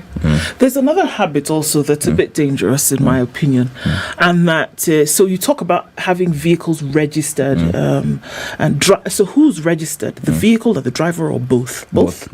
Yeah. So if somebody then rocks up, you've ordered a ride, and somebody comes in a different vehicle, other than that, that is registered, even on the app, and then also for the ride. Should you decline to enter? Or what should happen? Because they'll tell you, that other one, there's an insurance issue, it had an accident, blah, blah. But, the app knows that I've used a different vehicle today. Should you take their word for it? Or should you say, absolutely not, I will cancel this one and take another one? Or do you report to the customer care support line? What should you do? Or how have you set it up for that to work? Yeah, so there is a possibility. We have to be... I'll tell you what our policy says. Our policy says we shouldn't. But also we have to be pragmatic, because the reality on the ground is that most of these drivers don't own their vehicles. Those vehicles that they drive are not theirs. They're owned by other people. And that comes with... that person might wake up this morning and say, I want my vehicle. And you don't know for how long. And you have to remember, most of these drivers live hand to mouth, which means if they don't work that day, they actually don't eat that day. So they have to find a way to survive within the ecosystem. Within our platform, of course, we discourage that. And actually part of the things which we do is to empower drivers. So we have a lot of programs which are driver specific, because one thing that we think, looking at the crystal ball, some years down the line, we are in a vicious cycle right now, and the vicious cycle is you keep on seeing there's this push and pull between platforms and drivers, complaining between one or two things, but there are real people behind it who are taking a hit every single day. So who is coming to solve that problem in the long run? In the long run, that's what you're trying to do, using the the programs that we have for drivers. But we've come to discover, as much as you have these things, it has to be on a two-way thing. It can't be that you're helping someone who doesn't want to be helped. Ronald, just walk us through this driver-centered approach towards training. What exactly do you do for the drivers? So we do a couple of things. Let me start with the things which really get drivers excited. So we have a program called Rent to Own. So Rent to Own, we've partnered with a couple of organizations, including Untapped Global, and Chuna is the University of Nairobi Circle. What they do is they, using the data within our platforms, they're able to give our drivers financing for vehicles. So drivers who would otherwise not be able to own vehicles, who are in our platform, are able to actually now own vehicles, using no other data than the data in our platform. So we don't ask for bank statements, nothing. Okay, just walk us slowly through this, because there are people listening. And immediately after this conversation, they are going to be applying and writing and seeking. Yes. So where do you start? You first register as a driver within the platform. Exactly. You meet the requirements. That requirement is what you're referring to as a requirement in the data. That's the data, the information in the database. Exactly. Okay. Now you have information in the database. Let me start by, what are the things that may disqualify you from qualifying? Let's start there. Yeah. So first thing is we look at five things within our data. The first thing, of course, you have to be within the platform. And then we look at how many hours you spend online within the platform.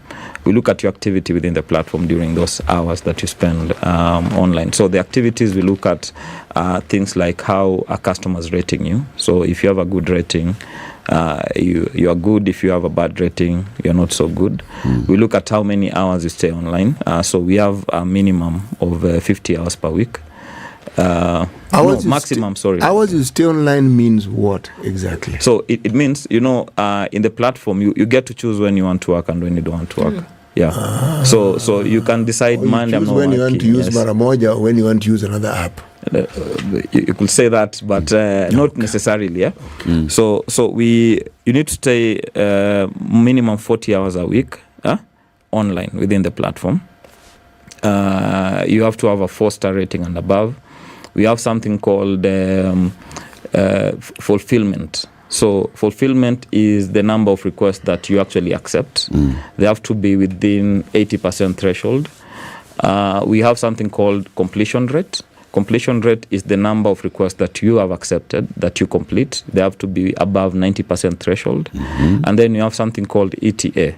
So ETA, within the platform, when a customer is making a request, they get to see how far you are from them. And that data is real time. It's from Google. So let's say the app says the driver is 10 minutes away or 5 minutes away. We say you need to reach at around a margin of error around there, not reach like 30 minutes later or 20 minutes later. So we look at all those. Nilikuwa na drop customer mwingine. That's it. Yeah. So it's like we look at all those things. So for the drivers who are really performing well in those are the ones who are shortlisted for the program. But even before the Rent to Own program, we found one of the key challenges even on the Rent to Own is because there's a deposit element that the drivers need to come up with there. But most drivers, as I said earlier, don't have that money. So we actually came up with a bridge program. So the bridge program basically is we give drivers vehicles, really good drivers who are on our platform. We give them vehicles at a very subsidized rate. So you find typically a typical vehicle, a driver pays between 30 to 40,000 a month, depending on the size and the partner. For us, under the bridge program, drivers actually pay only 10,000 a month. Per month? Yeah. They pay only 10,000 until they complete pay. Yeah, so the bridge program is supposed to last only for a specific period. So let's say like 4 or 5 months.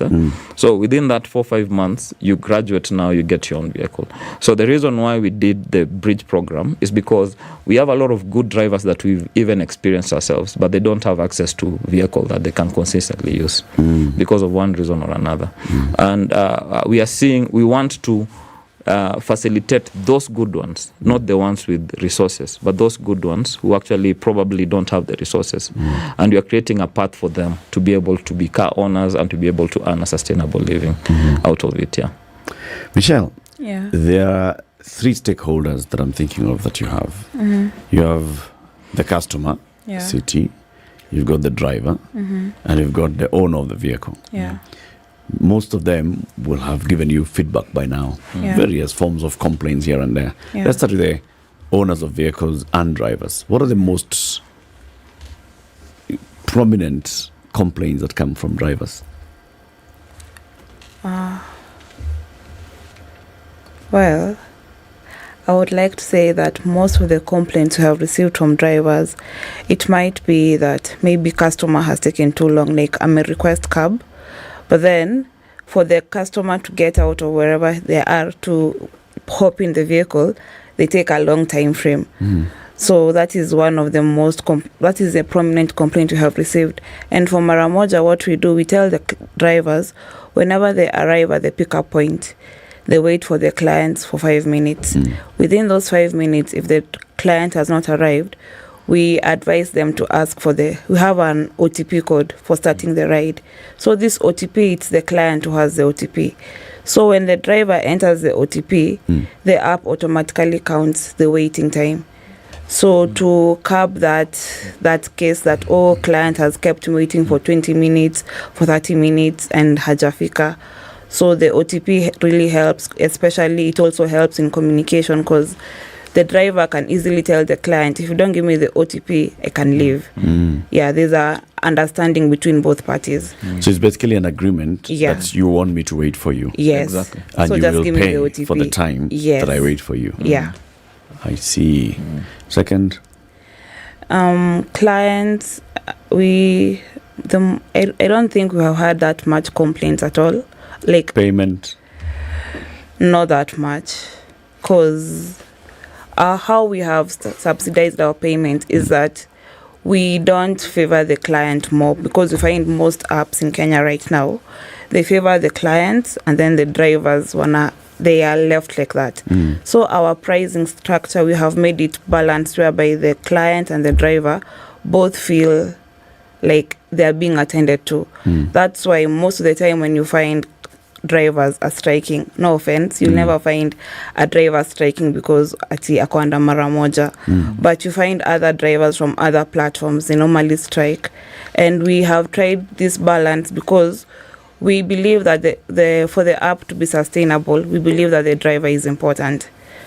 Just wait until they get used to those rates and all that. So are you saying that your rates for drivers are higher? Yeah, they are. They're higher than the others? Yeah. Higher by what percentage at a minimum? Okay, we've not done the comparative analysis that way, because the way we approach our pricing is quite different. We as much as we look at where the competitors are, the first place where we look at are the economics, the unit economics, that by the end of this ride, imagine someone has taken a ride. They've come from wherever they are. Customers, there's a part that they forget. The driver was not outside where you are. The driver is coming from somewhere and then taking you elsewhere. And then you find you're told pay them 80 bob. Even that fuel doesn't make sense. And unfortunately, even the way that thing is structured for the drivers, it doesn't work for them. For us, we've created a difference. We are the only app, I don't know, probably in the world, that pays something we call dead mileage. So dead mileage is the distance between where the driver is to where the client is. So that distance for the driver to actually come to you, if it's beyond 2 kilometers, we pay. We pay the driver. It's not the client who takes the cost. So this story of nani we ukumbali sana doesn't arise. It doesn't arise totally. So even if the driver, at times, like you come late at night, for instance, and you find, let's say like you're landing at the airport. It's late at night. It's 8:11. Yeah, exactly. And then you find at times the drivers get too busy. And what I mean by that is there are a lot of these customers who just go and start asking if it's a cab. So they tend not to want to pick clients within the platform, because now they can overcharge the clients who are walking in. So, but if you go in the platform, you can find a driver who's probably not inside the airport. Probably they're in Atimara or they're at. So within a platform, they'll come. They come. You get it? Yeah. They'll come because they are not. We talk our chomi. You get it? And also they'll come because now, like the best option for them is to use the platform because there are not a lot of walk-in people who actually walk in and compete with the platform. Yeah. So how competitive are prices for riders' fares? Because that's the one question that everyone says, okay, well, is it cheaper than what's currently on the market? Is it more expensive? And then what justifications for that? So comparatively. Yeah, so comparatively, I'd say we are fairly priced. We're not expensive, but we are a little bit higher than everyone else. But not in a way that you would, as a client, suffer. But it makes the whole difference for the driver. But also to answer that, we're also cheaper than the others. So you can ask yourself, how are you more expensive and cheaper at the same time? Because we have the Maramoja wallet. Okay. Every time you load the Maramoja wallet, you get a 50% bonus. If I put 1,000, you get 1,500. Right. So that more than covers. We are not 50% more expensive. We only like 10 or 20% maybe. Is there a ceiling? No, there's no ceiling. You can put 100,000, you'll get 150,000. Yeah. And it doesn't expire. You've given them 100. Yeah, exactly. It doesn't expire. Yeah. So it's a benefit, especially for there are a lot of people who plan. There are a lot of people who, especially in this economy, you need to plan. You get otherwise your money won't last the month. So you put the money in the wallet. Exactly. You put the money in. This is how much I need for a month. Exactly. For my transport. Exactly. So it stays there, and then I get a 50% bonus. Bonus on top of it. Put in a piano consumption subsidy. Does it make a difference then on how much the driver is paid? I ask this because again, because we're using other apps as comparison here, that if you get a bonus or whatever, usually by the time you may do 1,000 shillings on a fare, and then you end up paying 300-400 shillings, right? Because of the bonus. Most times drivers will complain because that money is. It never goes to them. Never goes to them. Yes, yeah. So this 100,000 shillings that CT is putting into his wallet, and he gets 50,000 on top. As he pays his fare from that money, does it affect the money then that the drivers will be paid? No, it doesn't. So there are two ways that drivers get money. One, they get directly from you. And then second, they also get from us. So in our platform, most of the flow of money is from us to the driver, not necessarily from clients to the driver. So even apart from the bonus, we have promo codes that we have running. So people should watch out for them. And they can get up to 30%, I think. I don't know up to what percent discount. But even if that promo code, you end up paying, let's say, a little bit less than what the driver expected, we actually pay back the driver every week. We pay them every week. So it's like that difference. We don't say, no, you get it? We actually pay them back every week. We don't tell them that we will collect in your future. That's what other people do. What happens when your driver has someone who does not pay them? Yes. So this is it. This is the instruction, our desktop instructions to drivers. They never argue with clients. So if that client does not pay you, report to us. We are going to settle you in full, and we are going to follow up with that client and make whatever decisions we'll make at the end of it. So a driver, if you drive with Maramoja, most of them hawana rungu chini ya hawana rungu na simi ya kudeal na. Thank you guys. Yes. Agola is asking, I'm on the Play Store, is this the Maramoja Transport Limited? Yes, exactly. That's the one. Download that. The blue one. The one, there are a couple of apps. Sorry, we have a family of apps. Just to go to be sure. Go for the blue. Go for the blue one. Yeah. Okay. Yeah. Exactly. Go for the blue one. Yeah. Are you in Mombasa? Yes, you're in Mombasa. You're in Kisumu. You're in Nairobi. You're in Nakuru. You're in Eldoret. Yeah, and Naivasha. Yeah. Thank you very much, guys, for joining us. Thank you. Go download Maramoja app on your Play Store, App Store, whatever app store you have. Download. It's a Maramoja Transport Limited app. We've been having Ronald Mahondo and Michelle Midi as our guests. 8 a.m. Good morning.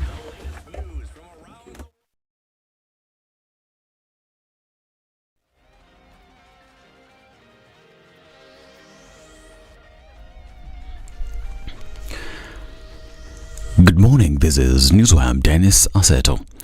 As the Form 1 placements for the 2023 KCPE candidates kicks off today, stakeholders in the education sector have expressed the need for the errors witnessed in this year's KCPE results be properly addressed. NEC has been asked to ensure that the candidates who submitted their complaints get justice. Education CS Ezekiel Machogu is expected to announce the results of the selection process at Lenana Boys School after holding a meeting with stakeholders in the education sector. The more than 1 million candidates will today know which schools they will join next year. A police officer in Muga police station, Nyeri County, is on the run after he shot and seriously injured his colleague last night. Confirming the incident, the county police commander Benjamin Rotich stated that the injured officer is receiving treatment at Muga hospital while efforts to arrest the suspect continue. It occurred as a result of when the inspector was going around to check on these officers, he found that the suspect now being trapped. So he ordered him to appoint a vehicle to the station so that they can relieve him from his duties, where they were cutting at Rarek facility within the area of responsibility. So when the officer was shot, later on the other officers were called. He was transferred to catering facility within the Muga, where he's being attended. As of now, he is in stable condition, but unfortunately the suspect was disarmed and they ran away. He boarded a vehicle to another destination, but we are now looking for him. President William Ruto says it does not influence the outcomes of court cases asserting the independence of Kenya's judicial justice system. He stated that he has never interfered with any criminal justice agency or the courts to dictate the direction of any case, as such matters fall outside his purview. I promise the people of Kenya that the independence of the judiciary is going to be sacrosanct. I can tell you for free that they have never received a telephone call from the president to tell them, manage this case in this manner, that manner, this corrupt person or that corrupt person. I promise the same to EACC, I promise the same to DCI, I promise the same to DPP. It is their responsibility. They ask me for support, and I have given as much support as I can muster to all these institutions. During a joint media interview, President Ruto addressed the collapse of cases including the Aror Dam scandal, asserting that these cases lacked a solid foundation and are fabricated. If you followed Kimwarer, I said in the campaign trail that the case for Kimwarer was a fraud, because it was. Because that case was being used politically. And that is why I have said we do not want political cases. And that's why I have told the investigative agencies, I don't want them to help me with politics. I will do my politics. I will look for supporters. I will look for all these groups, lobby groups and what have you. I will do politics. Them, they should dispense justice. Former Treasury CS Henry Rotich was acquitted in the 63 billion shillings Aror Dam scandal case due to a lack of evidence. Trial Magistrate Eunice Nyutu ruled that there was insufficient evidence to warrant placing the accused on their defense. Now, the death toll from a road crash in Makwene County has risen to 12 after 2 more passengers succumbed to injuries. The PSV, which had a seating capacity of 14, had 17 occupants when it crashed along Makwene's County's Kikima Kali Machakos Road. Witnesses in the collision claimed that the driver lost control of the car and rolled into a ditch off the side of the road. The administration in the county now wants road users to be vigilant and cautious as they travel over the festivities begin. The acting county commissioner is warning Matatu Saccos and passengers to follow the rules and regulations when traveling. And KCB RFC clinched their third consecutive victory of the 2023-2024 Kenya Cup season by overwhelming Homeboys RFC with a decisive 77-10 win in what would be their last game of the year played at the KCB Sports Club. Homeboys Brian Juma opened the scoring within the first 2 minutes, capitalizing on a momentary lapse from the bankers. However, the visitors failed to convert, settling for a 5-point lead. KCB responded minutes later through Peter Waitere, who opened the account for the bankers and set the stage for an emphatic win. Waitere secured his second try as Festus Shiasi showcased his brilliance on the left wing, extending the bankers' advantage. Homeboys Masete Ramadan managed to score their second try in the second half, bringing the final score to 77-10. KCB will face Mombasa RFC in a New Year opener on January 13th, 2024. This is News. I'm Dennis Aseto. Good morning.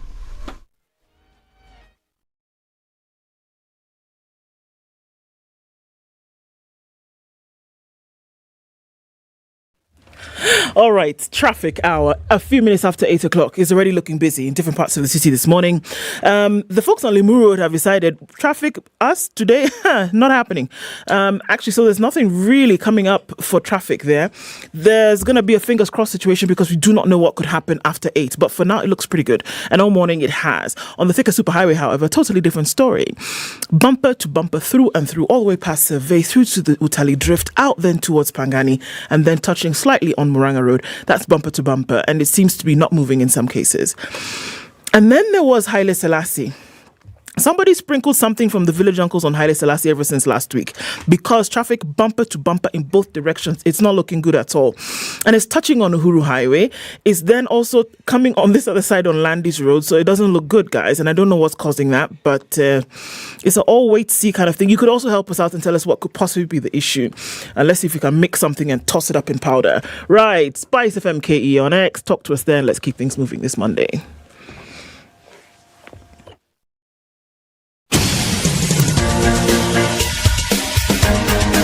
This is The Situation Room, the home of hard-hitting political commentary and penetrating insights about the state of the nation. This is a talk radio experience like no other. The Situation Room, a place for hard truths, debates, and elevated conversations. The Situation Room, witty, political, engaging, deep, controversial. In the room, we have C.T. Muga, researcher, academic, seasoned political observer, a fountain of wisdom in these politically uncertain times. Ndu Okoh, Nigerian by birth, Kenyan by choice, communications expert, Pan-Africanist, a truth seeker and believer in people power, and Eric Latiff, agent provocateur, the man in the chair, seasoned journalist, news hound, a man who believes in punching up, not down. This is The Situation Room. We the only way. In December, and January is coming, and school fees is waiting. And Kiwi is telling you, by the way, as you think about school fees, we have the pot of gold at the end of the rainbow. Kiwi says, you know what, we can understand the pressure that you're already starting to feel and your heart is doing duduke, but we can sort that out, because what you need to do is walk into any supermarket, Duka, where Kiwi is being sold in the new logo design, of course. You buy it, right? Mm-hmm. You walk away with it. Or you can even do it in the store, because, you know, you're not one for anticipation. There's a code under the lid after you pop the lid. Then you're going to take your phone. *459*5#. Input that code. Boom. Airtime. Data, you win it. You also enter into a draw, and 4 people every week, Cindy, are winning 35,000 shillings, and it goes directly towards school fees. So you will not drink it, you will not buy goat meat, you will not buy chapati. You will go to school fees, because it's going to go directly to school. You'll tell us where it goes, and that will be sorted out. And we know how some schools now, they sort out your uniform, they sort out your everything at school.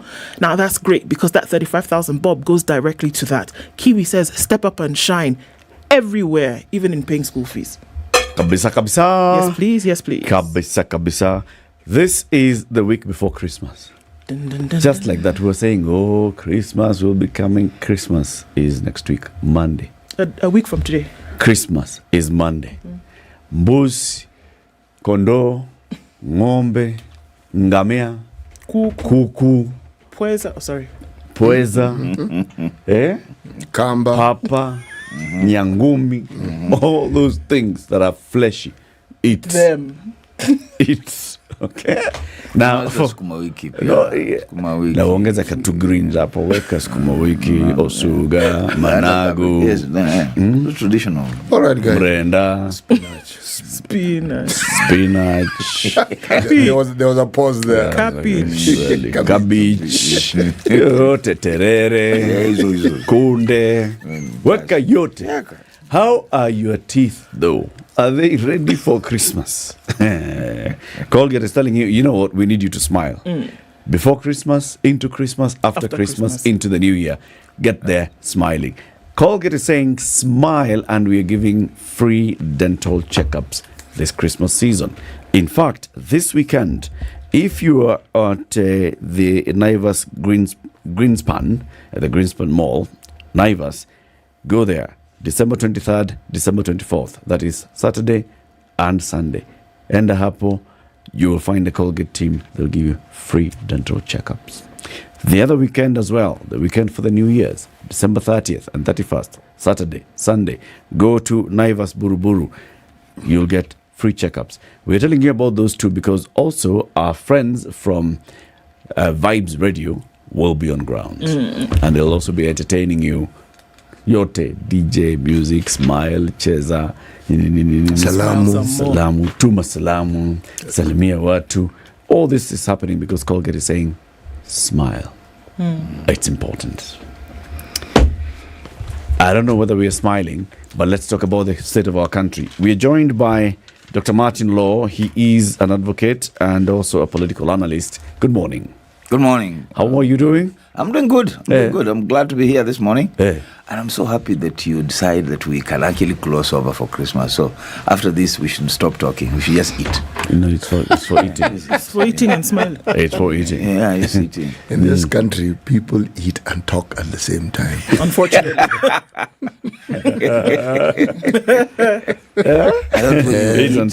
In fact, if you want to talk about actually eating, I'm talking about food, ribs, etc., etc., etc. Okay, forget the vegetable stuff. If you want people to talk, chinja mbuzi, chinja kondo, and watch the amount of conversation you'll have. Yeah, there'll be a lot of talk. People will talk and talk and talk and talk and talk.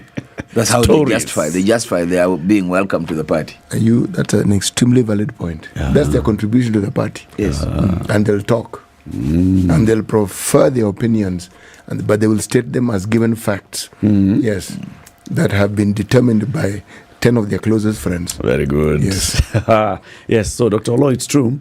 Even for us, we are taking a break from next week. Yes. So this week, we want to ask all our listeners, looking back into the whole of 2023, yes, what conversation did we have in this room that you feel was a very good conversation and you'd like us to replay it? We'll be replaying our conversations for the year next week, and we'd like them to be viewer and listener selection.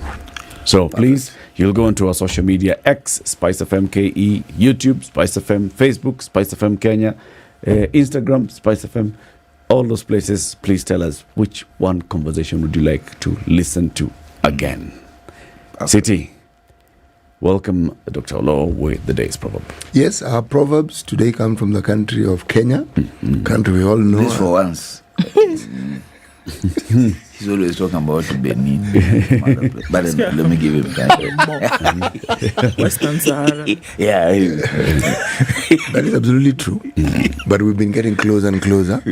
We've traversed East Africa. We're in Djibouti. So now we're in Kenya. This last week before we go for this holiday, we need to get home. Yes. Yes. The value of light is noticed when night falls. The value of light is noticed when night falls. Dr. Olo, what's your interpretation of this one? Well, that only when circumstances change. I like the guys who were drinking somewhere in Murang'a and they went blind. And they said, no, even if you put out the light, we will still. So, unknown to them, circumstances had changed. And that theirs was permanent, not temporal. Theirs was not a joke. Theirs was not a joke. So, it is what life is. That only when things have changed, not before, not the warnings, but after. That's when you realize. That's when you realize. What's that song do? You never know until you go on. Only you miss the sun when it starts to snow. That thing. Those ones. That's the one. Yeah? Only after is when you realize the value of what you've just lost. Yeah. Coming towards the end of the year, yes, Tolo, and a lot of things have happened in the country. Okay, the president gave a media interview last night. The president gave a speech on Jamhuri Day where he looked back into the year and giving the 60 years of our independence and where we've come to as a country and what he has done and what he's planning to do and hoping to do, moving the country forward. He gave a State of the National address in Parliament, and we're looking at what has happened in the country this year. As we look back into 2023, what stands out for you as, the light? What stands out to me as the light, and this morning as I was contemplating, I said that there are certain tests that we would like to apply. And when you apply all the tests, the only thing that stands out to me is politics for now. Because the president has been very good at playing politics, has been very good at continuing campaigns, has been very good at changing his narrative for whatever it suits him, for circumstances that that are called for. So, for example, he knows that him that was campaigning, that president that was campaigning, that one that was making promises, that one that was faulting Uhuru, has been now around for more than a year. So he's no longer on the fault. He's now finding what his solutions have been, and where he has no solution, he's saying it's not his fault. So he is very conscious that he is now again working out to get his political support base to continuously believe in him. So what stands out for me? Politics, 24/7. And when you talk about politics, it's not the positive side of things. It's usually the things that just keep the wheel turning. Whether it's turning to the right direction or not is another matter. So I would say that's what stands out for me. Do you think that the wheel is turning? The wheel is turning. No, the wheel turns. Whether it turns and moves at the same point or turns and moves forward, that's what is called progress. But it could be turning actually backwards as well. So when you say progress, you need to qualify to which direction. Progress can be both forwards or backwards. What's your perspective? That we have been in a reverse gear on a number of fronts. For example? And now I want to come in. The 4 tests that I really want us to tackle are these. Sovereignty. Is Kenya a sovereign country? Are the Kenyan people sovereign? If you test us on that, then you'd want to test us on our issues of tax. For example, when you say that visas will be free, that anybody can come into this country, what have you said? The first thing you've done is that you've taken the aspects of sovereignty for granted, that you've said that this country, anybody can come in and anybody can go out. When Kenyans designed this constitution and this country for themselves, they also are clear about who fits and who doesn't fit. Sometimes what visas do is to do that check. So when you say you now want to open it up, that's a conversation that Kenyans ought to embrace and to maybe participate in, not just leave it open. What have our laws said about people who fit and don't fit? You think our constitution says that you're a constitutional lawyer? You see, the thing about the law is that, or rather, the thing about visas is that this is how you process people to come in and process people to go out, both citizens and non-citizens.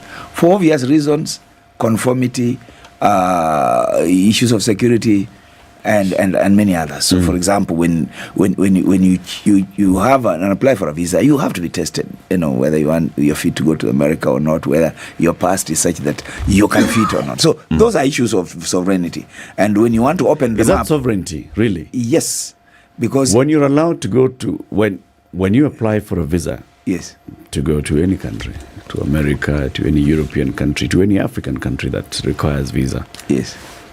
Are you being tested on the sovereignty of the people of that country? No, How so? It is those people who are putting those safeguards for themselves. In others, when you build a home and you put a gate and you put a dog or you put a few facilities, there are certain things you're saying. You're saying, these are my... You're just not a social person. No. You're saying these are my boundaries. You know what they say about fences? They make for good neighbors. So when you put a gate, and a visa is a gate, is an entry into the country, it's not to stop but rather to also vet and decide. So basically what I'm saying is that when you look at us on the account of sovereignty, whether you're looking at visas, whether you're looking at taxes, whether you're looking at the reasons we've given for the free fall of the shilling, we've said that the shilling was not playing at its value. Now listen to me, Eric and team.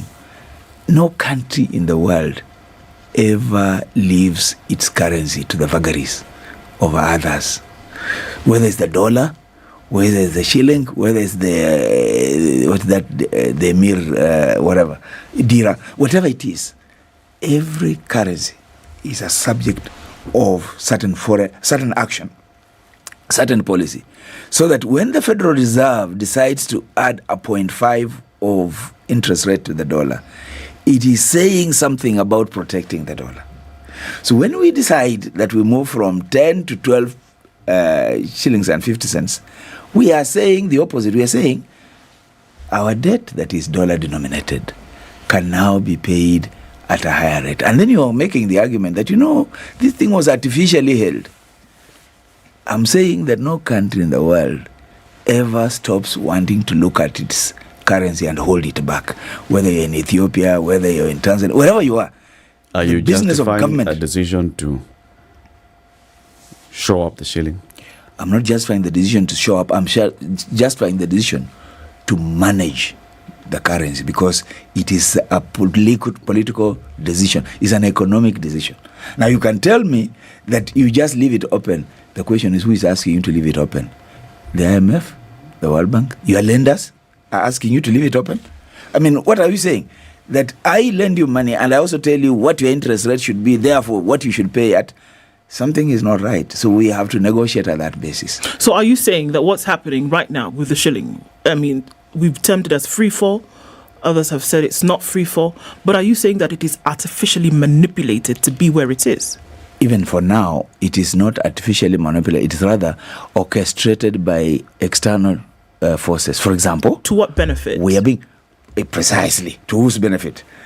What we are being told, Eric, is that if we allow the interest rate to go up, the shilling will find its place. Against what? Against the dollar. What is that place?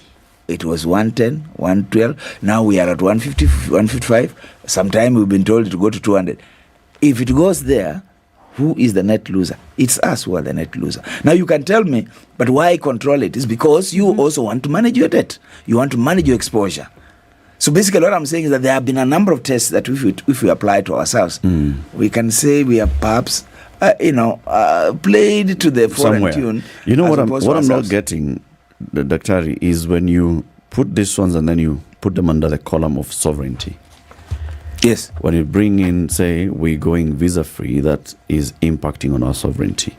When you say that, we are, whatever is happening to the shilling, that is impacting on our sovereignty. I'm not getting the connection. You're not getting the connection. Yeah. So let's now explain the sovereignty aspect. Okay. Sovereignty aspect is the total collectiveness of a people to say who they are and to decide who they are.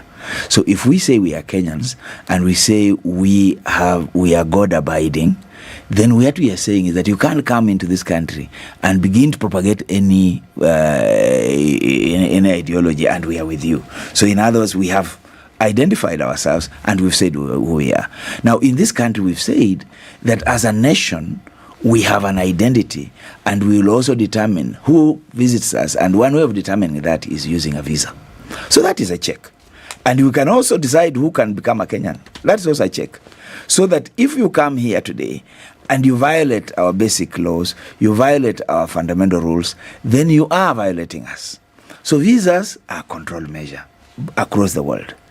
When you open up a country to everybody, it means that you have questioned or you need to involve, or Kenyans have decided that we are okay. We can have anybody in there. But then what are we saying?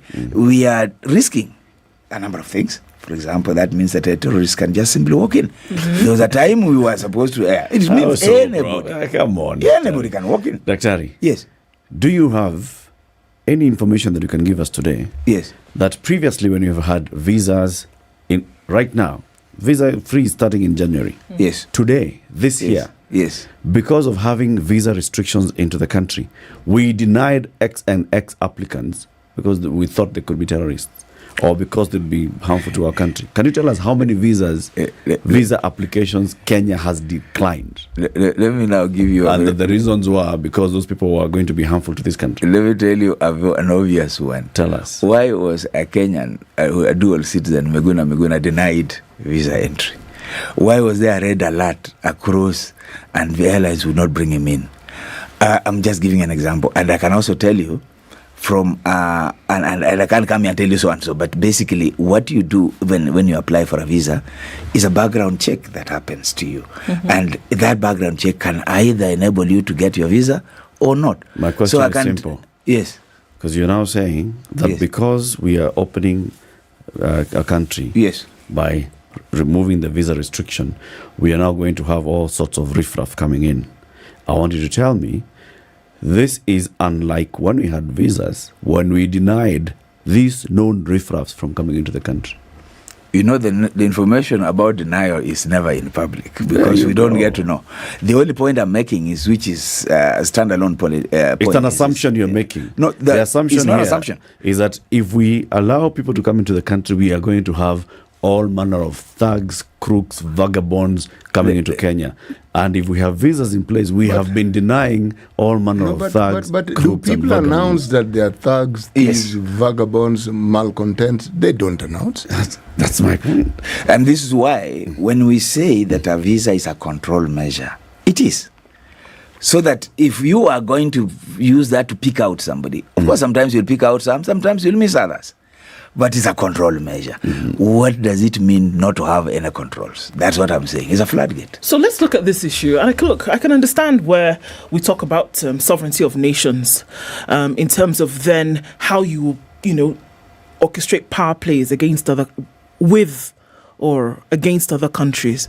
And then when we talk about opening, because that's the thing about the door, isn't it? When you open the door, you are not able to control whether it's what comes in or what goes out. That's true. I don't think we can run away from that. However, when we're looking at this visa issue, there's something which they still established in terms of a pre-authorization, right? Which you're gonna fill the thing online. If there's something that flags off, the likelihood of them saying, okay, come in, there's still that pre-authorization, I believe is what they said was going to happen. Would that not stand in terms of a safeguard or a measure then to, make sure that the vermin that we are worried about flying in the door then is kept at bay? That's what we need to find out. What is the pre-authorization? Does it lead you to denial? Yeah. So is there a visa by any other way other than a declaration that we've made? So for me, that's what I would like to interrogate. But basically, the point for me is a visa is a control measure. It's a way of ensuring security checks. Besides, the hope would be that the measures for security and all of these other things, all these other functions would still be kept in place even with the declaration of such. And can I peg it to something if possible? Yeah. I'd like to hear what you think about that, because the president, I'm just reading some things here that he mentioned last night as well. When this issue being brought up, he said, you know what we're trying to do is make sure that the trade that we've been speaking about as African nations forever, and of course this is open to everybody, but the trade and the barriers dropping that we've been speaking about forever as African states finally may see the light of day with something like this, and Kenya being the first to then being opened up. We see this happen with regions. The ECOWAS region allows its people to travel back and forth without an issue. The East Africa community does the same thing. But now we're saying everybody come into Kenya. Does that not bear some kind of hope when it comes to trade agreements, breaking down trade barriers and things like that? I don't think so. My problem with this whole issue is how we justify it. So, if you open up anybody to arrive here, just be sure that the Chinese with their wares will arrive here and will be on the streets and hawking as everybody else. Now, is that a good thing for us in terms of numbers? Like, really? Yeah, is that a good thing? Really, Dr. Yes. Are we talking about really, business? Dr. Listen to me. This is a serious issue. Really, Dr. We have to decide for ourselves what is good for us, Eric. We have visa-free in the East Africa. Yes. Okay. Yes, and that's a block. This is a region. That's a Uganda, Tanzania, and whatever. Okay. Yes. Do you have an influx of Kenyans into Uganda or Ugandans into Kenya? Okay. Do we have a regional pact between us? We do. Yes, we do. But and what free we are movement. saying is free movement. But is that free? Do you, when you go to Tanzania, do you get, pre-authorization? We still do. What we had said is that we shall use even an ID to move around. Is that happening? Not yet. Mm. So what we are saying is this, that there is a downside to saying that you have a free for all. That's the point. I think also then goes beyond that. And then should you come into the country, what then are you allowed to do? And we ask this question then in terms of the measures that are going to be put in place to then safeguard a number of things. I would like to think that it does not mean that you come into Kenya or for any country that would then declare visa-free travel, that you come into Kenya and then you can set up shop and start selling, whatever, because you've been given this visa. Are we looking at this just being around the cluster of those who are coming to visit the country, those who want to do some kind of exploratory move to see if they can then come back later? What are we saying? And I think some clarity needs to be given on that. And that's why I wanted to tie this to sovereignty and say this is a matter that requires public participation, because you really need to bring out the policy, you really need to bring out the mechanisms and the boundaries, so that when we debate it, we all know what it is.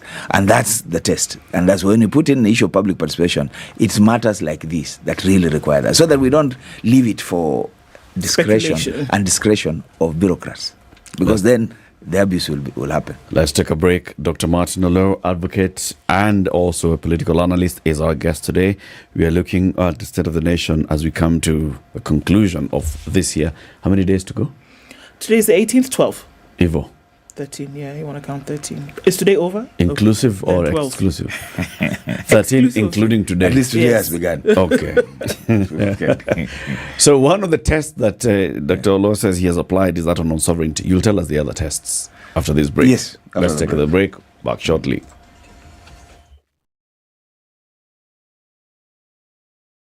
This is the Situation Room, the only way to start your day.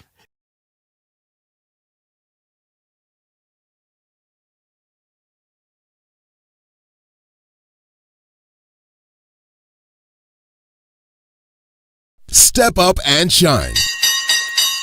It's that time of the year to win big with Kiwi. Stand a chance to win school fees worth 35,000 Kenya shillings weekly and instant airtime or data. Here is what you simply need to do. Visit your nearest store, buy any participating Kiwi tin with a fabulous new design nationwide. Dial star 459 star 5 hash, enter the unique code you'll find under the lid, and you could be the next winner. Kiwi, your trusted partner to protect, shine, and waterproof your shoes. Terms and conditions apply. Is safety your top priority when traveling in a taxi? Look no further. Introducing the Maramoja Taxi app, the safest and most convenient way to get around town. Whether you're headed to work, a night out, or just running errands, Maramoja Taxi app has you covered. With Maramoja Taxi app, every time you top up your wallet, you get 50% more. Up in Nairobi this morning, we will see through Monday highs of 24 and lows of 15.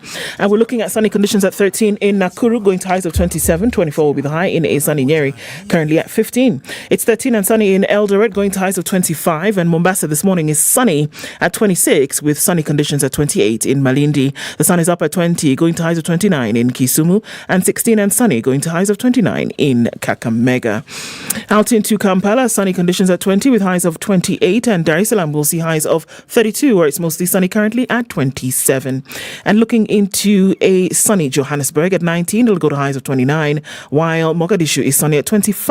Addis Ababa is sunny at 9 degrees. Lagos, 24 and hazy with highs of 34. And at 23, Kinshasa is cloudy. We'll see highs of 30.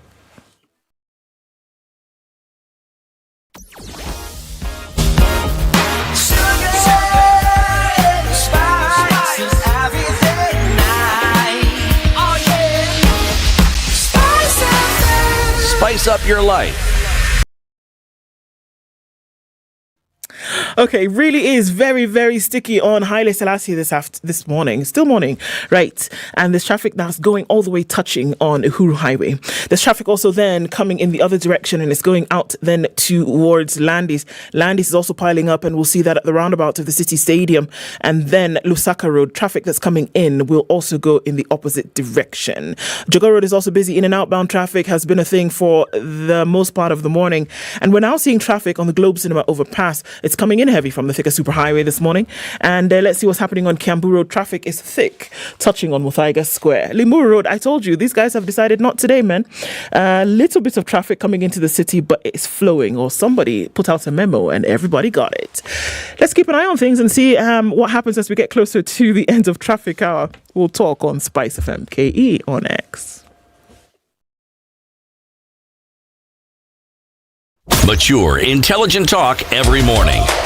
94.4 Spice FM, Nairobi. 9. Daktari, yes. What are the other tests? Economics. Something has been happening, and perhaps we've not picked it up to the point at which I would like to bring it up. Land. This morning, we woke up to the gazettement of the Westland in Ruai, 2,600 acres. But before that, we have seen a decision by the executive, by the cabinet, to remove a function from the National Lands Commission in terms of public acquisition, or in terms of what you call the eminent domain, the power to compulsory acquire land. That's a function that Kenyans put in the National Land Commission. We are being told that function needs to go to the Ministry of Lands. We have seen demolitions. Forget about the East African Portland Cement. You can argue about that land and so on. But in Kakamega, there have been demolitions around the Milimani area in the name of affordable housing. Now, by design, that area of Milimani is not your affordable housing area. Therefore, you can challenge the connection between the affordable housing and those demolitions. But even if that was to be the case, what are the reasons behind it? This is a land that belongs to the county government of Kakamega. The national government is saying, no, this is national government land. The planning, the allotment, the leases, the rates are paid to the county government. People who have been paying rates, people who have invested heavily, have had their houses brought down. I don't know in the name of what. If we are protecting the poor, if you want to do affordable housing, why wouldn't it also apply to anybody who has also used their capital to build their houses? Why wouldn't there be a midway discussion? But the one thing that has been coming through, which is again a misnomer or a misreading of what the Constitution says, is that is government land. Now, I don't know what we know, but in the new Constitution of Kenya 2010, there is nothing like government land. Land is either public, private, communal, or community. Now, when you go and demolish a place with a leasehold, and that leasehold is in somebody's name, it is a land that transferred from public to private by virtue of the leasehold. But if that was... So which is which, Doc? You just said this land belongs to the county government of Kakamega. Now you are saying this land belongs to individuals on via lease. Get it. What is your... Leases are given by an authority. Right. And leases, once given, they transform the land into a private land. Okay. But the authority that gives leases takes rates. So the rates are being paid to the county government. Just like in Nairobi, rates will be paid to Nairobi County. But the land doesn't belong to Nairobi County. Yes, the origin and the leases trace back to the local authority then and now the county government. But that land is no longer in the purview of public land. Those are two different things, though. Yeah. So that this land now is private. So this is private land. It is not Kakamega County's land. It's not Kakamega County land in the context that I'm putting it. Though in the context of the war between the county government and national government, is Kakamega County saying this is our land, the national government saying this is our land. So you're determining ownership by who gets paid for the use of that land. At least that's the beginning of, because who is planning, who is controlling, and who is in charge of those leases. So are the rates we pay to the national government for lease of land? depending on the nature of land, for example, the Del Monte types and others, or Kericho type, those plantations. Even those ones, it's the counties.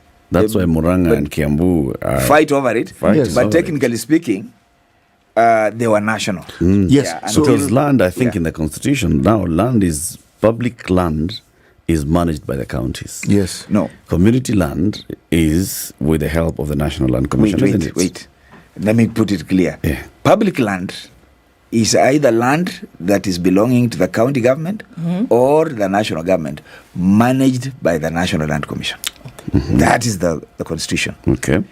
So that in the event of anything about public land, whether it's that war that we're talking about in Kakamega or the East African Portland Cement, it is the National Land Commission that is supposed to be telling us what the issues are. For now, it's the executive that's telling us. Now, of course, that tells us that there is a misunderstanding of what the role of the National Land Commission is, and perhaps also there's some forgetfulness here.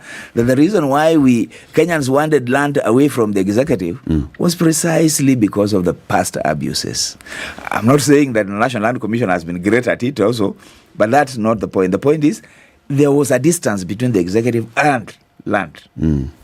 That is how the National Land Commission came in. Now, we are seeing an erosion of that separation and an encroachment on that. We've seen it in Athi, the Mavoko. We've seen it in Kakamega.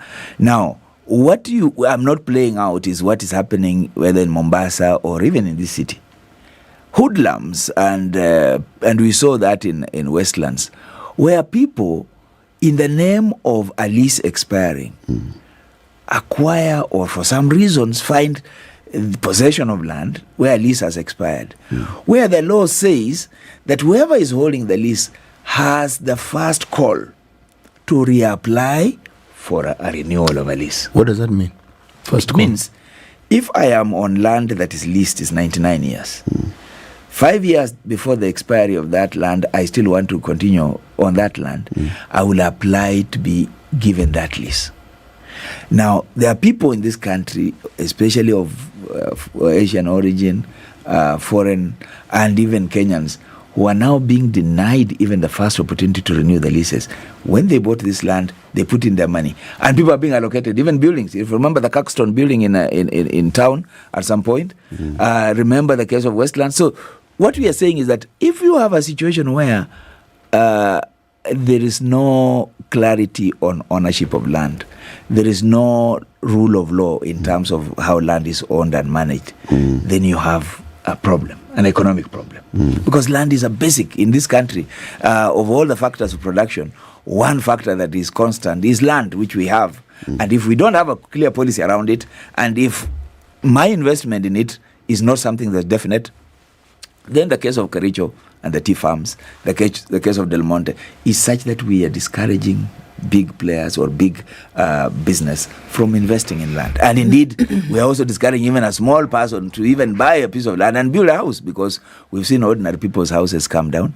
We've seen all this play out. So basically what I'm saying is that when we look at the issue of land in this country and we see how the interference is playing out on the National Land Commission, we seem to be going back to the days of the Green Pen, where the Green Pen allocated land and that was it.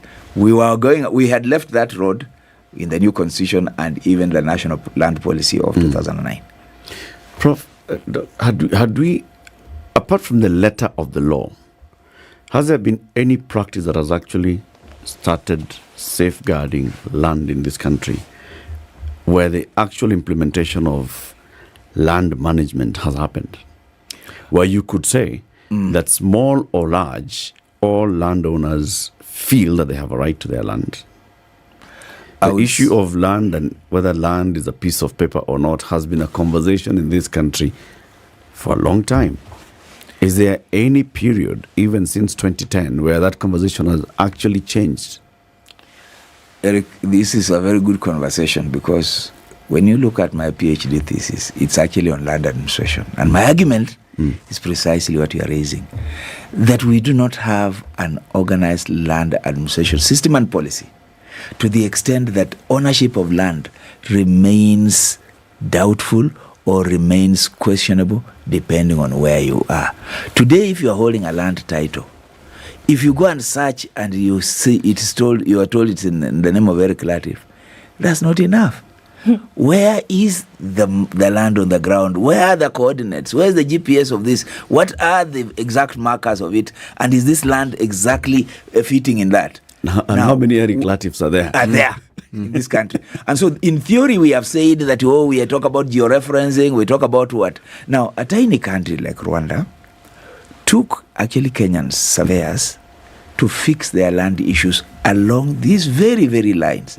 So today, if you go there and you want to transact on land, it will not take you more than 2 hours to know that this is Eric Latiff's land and it's okay, I can transact to buy it. We have a wilderness in the name of land documentation. And the more chaotic it is, the better, because whatever you're holding in your hands doesn't assure you of ownership of the ground. You mentioned something here. This particular case of the reversal of the Ruai land. Yes. What's the story? The story is that, you remember, there was always an issue about whose land it was. Tell us the story from the beginning. And Kenyans know land in Ruai. And I'm not going to mention names, because some of these names actually go back to IK 92. And that's why don't you want to mention the name? Because they go back to IK 92. We will try and talk. You can on another day. Okay. This land in Ruai has interesting people who claimed to own it. A key functionary in YK92 said it was his land. Another functionary said it was his land. And the previous government, in its wisdom, decided to gazette the land as part of the waste management. This government has just reversed that decision. In other words, it has said, look, the ownership of this land is not in doubt, and it's not a waste management area. There are people who have this title. So that will be another story. When we see it, we'll get to know who the owner of the title is, or in whose name, or it's likely to be in a company's name. It's not going to be an individual's name, because these guys are smart enough. Looking at another issue that, obviously, if you look at the last 1 year, 9 months, it has become almost something, the go-to phrase that everybody wants to pick up on, and that's the cost of living. The president talked a little bit about this last night from what we were able to see. He also then, in the last couple of days, when we saw that fuel prices have come down by 5 shillings, he said something that was very interesting on Friday. He said, it was on Saturday actually, he said, everybody is giving me accolades for having brought down the cost of fuel. And he said, I had absolutely nothing to do with this. Just like I had absolutely nothing to do with making the prices go higher, I equally have had nothing to do with making the prices go lower. These are market forces. It has nothing to do with me. And there's been a lot of criticism, and he repeated the same yesterday.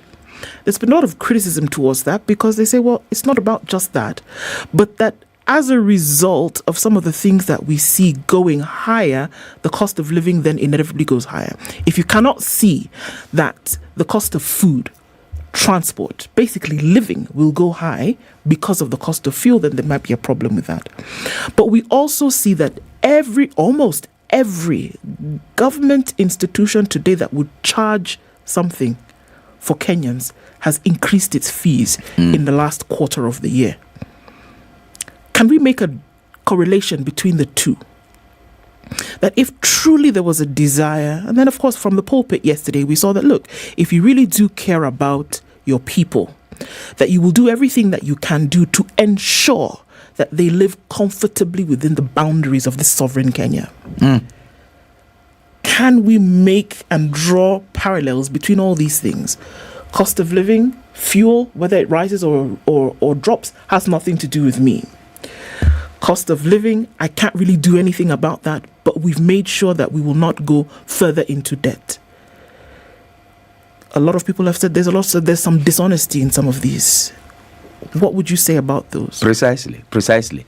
You know, earlier on when we were discussing the issue of visas and removal of visas, We all know that apart from being a control measure, visas are actually a resource mobilization center. I mean, the UK, the US make a lot of money from visa applications and so on. So when you remove that, it means that you do not seem to be having a gap there. I would have said that since you are busy taking up fees on everything, even the visa fees should have gone up. But in this case, it's not. So let's be honest and then ask, so what is it? When the president says that his government, let me put it, not him, his government has nothing to do with whether prices go up or down, then somebody just needs to remind him what he talked about to Uhuru and Raila. Because he said that they had taken the cost of things up, everything they had done. So he had told us that actually the reason why we're in a bad place was because of Uhuru and Raila. So why doesn't he want us to say that he's now the one in charge, and therefore if things are good it's him, if things are not good it's him?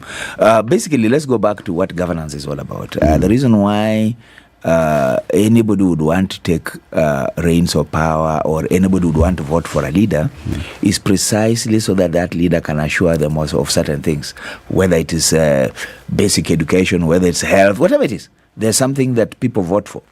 So what this president is saying, which is not true, is that he has nothing to do with the shilling having fallen against the dollar, because it's the central bank policy, the MPs, the monetary policy of the central bank, that makes the necessary adjustments either to keep things the same or down. Now, they are the ones saying that this previous central bank governor made mistakes. Certainly, that governor was making interventions that, as Kenyans, we needed. Today, we need interventions. Now, whether they tell us the interventions take things up or not, it's okay. But certainly, it has effects. So, it is government policy that determines whether food prices remain the same, go down or go up. If you go to France, the reason why people, farmers and everybody goes on to the streets with their tractors is because of the price of bread. And you touch bread, and the French will be on the Kenya, if you touch ugali, flour. Now we touch those, nobody's on the streets because. But the point I'm making is that it is government business to make sure that policies are in place. Now, the same president will tell you that cost of food is going to go down because he has given fertilizers. And I was here the last time I was telling you, they're going to give fertilizers. It does not mean that there will be increased, and okay, assuming there will be increase in production, it does not mean that there will be increase in pricing. What about transport? What about marketing? What about infrastructure? So there are many other things that you do in order for you to ensure that there's stability. So, for example, when you say you want 1,000 or 1 million visitors to come to Kenya, that's fine. That you want 1,000 hotels. I'm not sure whether the first thing you do is to see whether you have the infrastructure and so on in order to allow them to flood, or one thing you say, bring the visitors, we will create the hotels. So there's a way in which the cart is before the horse, and that doesn't make the economic sense. So, for me, I don't believe that the president of a country can say that these policies have nothing, or these developments have nothing to do with him. They have everything to do with him. His government has every business to stabilize prices, has every business to stabilize, to make things affordable. Not with fees, things have gone up. Not with the prices, everything is gone up. And anytime fuel goes up, it is obvious that then everything else goes up with it. So he can't come around and say, he's not responsible. His government is responsible. And he's the head of that government. Yeah. Test number 3? Test number 3 is constitutionalism. Okay. Constitutionalism simply means that the letter and spirit of the law should reign. Now, in our circumstances, the rule of law also, which is a fundamental aspect of constitutionalism, means that the law as it is ought to be obeyed and ought to function. Now, we've seen a number of tests, whether it's in appointments, whether it is in lawmaking, that have come against the Constitution. The courts have said it on the housing levy. The courts have said it on a number of aspects of the finance bill and so on. And we've seen the president say that he is unstoppable. Now, that's not the language of one who wants to observe the Constitution. The Constitution is a bar to all of us, including me and everyone here, to behave within our confines, to behave within the rule of law, to make sure that we can't go outside the markers. So when the president says nothing can stop him, he's simply saying that if it's the constitution, I'll change it. And we've been there before, where when Moi was unhappy with the constitution, he changed it. When he was unhappy with the law, he changed it. Now what we are saying is that we have to live within the constitution. It's Obama who said that he was a popular candidate. But the law is the law. It says he has 2 terms, a term and another one, and it's done. So he can't do anything about it. So what we are saying is this, it's not about him. It's not about any popular person. It's what we have said. We said term limits, it's for all of us, whether governors or whatever. So for him, we've seen a number of instances where he wants not the rule of law, but the rule by law. Because when the rule by law is what you are seeing now happening by, housing levy has been declared this, change it. Yeah, fix it. We have a problem with the CAS. The constitution has said, the courts have said it's unconstitutional. Change it, bring it. Entrench it in law. Yeah, entrench it in law. That's not how it goes. There's an impediment of having to go to parliament if you want to send government property. Change it. And Let the then cabinet you make say, that decision. But then, it's not changing the constitution. No. If the courts declare a certain piece of legislation unconstitutional, in breach of the constitution, what's wrong with remedying that so that it aligns with the constitution? Isn't that what the court is telling you? The question is, where were you in the first place when you are thinking outside the constitution? And this is what we are calling the constitutionalism aspect, is that we should all be, so that we don't wait to be held back. To be hit back and pulled back on this. Your intention should be clear from the get-go. From the beginning. What's wrong with our politicians? Why don't they have this? You see, is it the nature of a political leader to try and circumvent the constitution? Because we've seen from Kibaki. He lifted the constitution like this on day one. Put it down like this. He was appointing a chief justice directly. No, I don't even think it's that. It's about, and this is something that, again, the president has been talking about it, that, Kenya has remained behind. We are not like other countries. We are all the same. There's one thing that is very clear. Culture. What is our culture? A people with a culture will define their politics in a manner that they live by. So our culture defines our politics. So our culture is such that it doesn't confine itself to the good, to the ideal. No. It is to the expedient, to what works for me. So if I come to this studio now, I want to find a quick way in which I can get the 3 of you behind me and go ahead. Not to see whether the 3 of you have certain benchmarks or certain standards that we can work with. So ours is to look for ways in which we can rally people. Now, having said that, we have a problem that even our own leaders, including Raila, don't understand the constitution. When you say that the National Dialogue report is okay in recommending the office of a leader of opposition, you don't understand our constitution. You don't. Because there is no way that position can sit in that constitution. Not in this current Not in this current shape. So it can't. And if you're going to do that, it means that a number of structural, basic structure aspects of the constitution will have to change. And this is where we go to a referendum. Yes, but even if you go to a referendum, it's not so that you mar the basic structure. What do you go to the referendum for? You go for that approval level that we have. Remember that we put a bigger threshold for that. Now, of course, the constitution itself cannot be constitutional. So what our constitution has said is that government has 3 arms. It doesn't say that in those 3 arms, in every arm there's an opposition. So that when you say judiciary is an arm of government, it doesn't mean that there will be an opposition in judiciary. So if we say that the National Assembly is an arm of government, it doesn't mean that there will be opposition inside the arm of government. And when you say the executive is, you can't say there will be an opposition there. So what we are saying is, we have designed a mechanism which says a majority and a minority. Now, minority and majority are not necessarily opposed to each other. It's about compromises, it's about negotiations, and we move forward.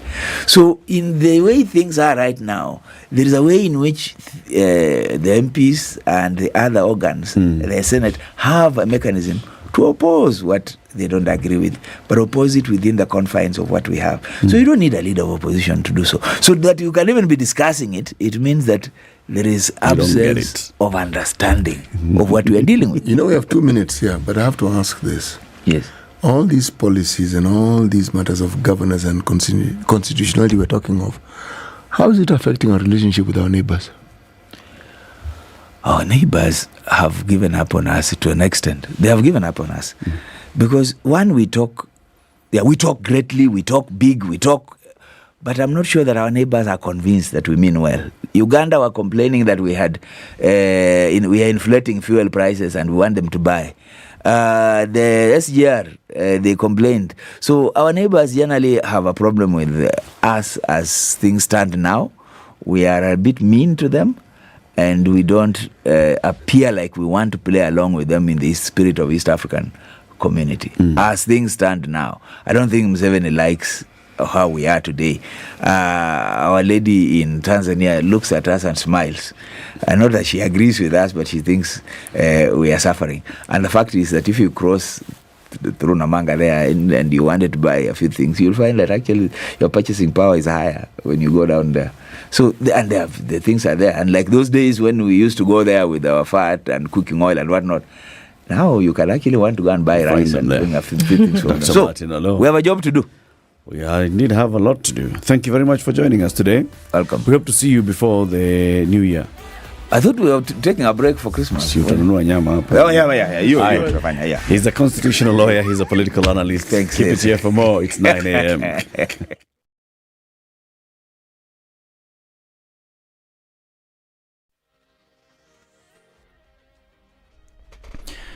Good morning. This is Newswire. I'm Dennis Aseto. The number of people who have died following the accident on the Kikima-Kali Machakos Road, Makueni County, has hit 13 after one more person died last night. The accident happened Saturday evening at the Ombaso area. Some of the passengers in the vehicle, in the car rather, have been admitted that it is carrying excess passengers now. Most of the injured were sitting on the boards famously known as Sambas. In addition, the driver of the car that was heading to Machakos from Kikima is said to have failed to control the vehicle, which caused the car to roll several times and plunge into a ditch. Sasa tukiwa almost kufika hiyo kasoko inaitwa Kali, kasikia dede ameshot, akasema kumeharibika. Ndio nilikuwa nimekaa mbele, nikamuuliza nini imeharibika. Aniambia hii gari najaribu kuguza brake haingii. Acha kukimbia. Sasa ilienda tu distance kidogo, ikaanguka. Hapa ilianguka, kuna height ya kutoka hapo pale ilikuwa imekanyanga, pale ilianguka ni mrefu. Hiyo barabara, hiyo area yenye iko na hii imeteremka, ni vizuri kama kungewekwa hizi vidhibiti mwendo ili magari kiteremka hiyo area ziwe na speed ya chini. Kakangu mkubwa anaitwa Joseph Mudhama alihusika kwa ajali, alitoka nyumbani kielekea kasini huko Machakos. Nyeri Catholic Archbishop Anthony Muheri has expressed concerns about the high cost of living and called on leaders to take responsibility instead of pointing fingers when things go wrong. The Archbishop added that leaders are looking for scapegoats when there are challenges as opposed to finding solutions. When the power cuts come, instead of looking for solutions, we are looking for culprits. Let us look for solutions. It is not the politicians who own the solutions of this country. It is people who have been there, who have education in economics, in agriculture, in social, in cooperative, in the religious sectors. We sit and we see whether we can find a common solution. According to Muheri, the Catholic Church is calling for a national dialogue from different stakeholders to address the issues that are plaguing the country, including the economic challenges. When we are specializing in pointing fingers and poking fingers to one another, we'll end up with all of us being blind. We'll never find a solution. Let us rather sit and see what are the problems we're having. We don't have a monopoly of those who know about economy, about the cost of living. Let us discuss and find a solution. And as the Form 1 placements for the 2023 KCPE candidates kicks off today, stakeholders in the education sector have expressed the need for the errors witnessed in this year's KCPE results be properly addressed. NEC has been asked to ensure that the candidates who submitted their complaints get justice. Education CS Ezekiel Machogu is expected to announce the results of the selection process at Lenana Boys School after holding a meeting with stakeholders in the education sector. The more than 1 million candidates will also know the schools they will be joining come January next year. Meanwhile, President William Ruto has said that the government will hire all the JSS interns after they have finished their 2-year internship. The head of state told the country during a roundtable meeting with journalists that the JSS teachers will be employed after their 2 years internship. The head of state said that the JSS interns will be given the first priority after their 2 years internship. Internship is part of the learning process and the job process. So our interns that are doing a wonderful job as teachers, they need to relax. Nobody is going to take their place in January. They will continue to complete their internship, and that is understood. After the 2 years, they will be hired as we absorb others into internship to graduate slowly like that. And the government has moved to avoid a diplomatic standoff with the Democratic Republic of Congo by distancing itself from a Congolese political alliance dubbed Congo River Declaration. Foreign Affairs Cabinet Secretary Musalia Mudavadi assured the East African Community State that Kenya is party to what he called utterances that are likely to injure peace and security of the DRC, promising to investigate the makers of the statement.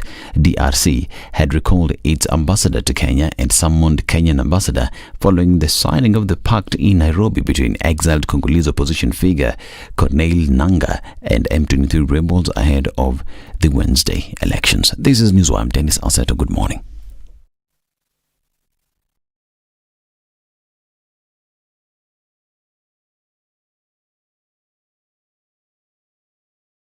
Spice FM. Spice up your life.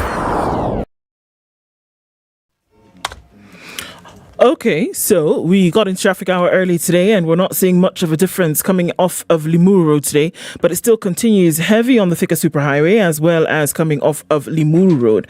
Okay, Haile Selassie is still a mess. If you're getting into the city centre and you have a way of avoiding Haile Selassie, you might want to think about doing that. In and outbound traffic is an absolute mess and it's crawling slowly onto Uhuru Highway. So folks coming off of Uhuru Highway trying to get onto Haile Selassie are stuck. They're what? They're stuck because traffic.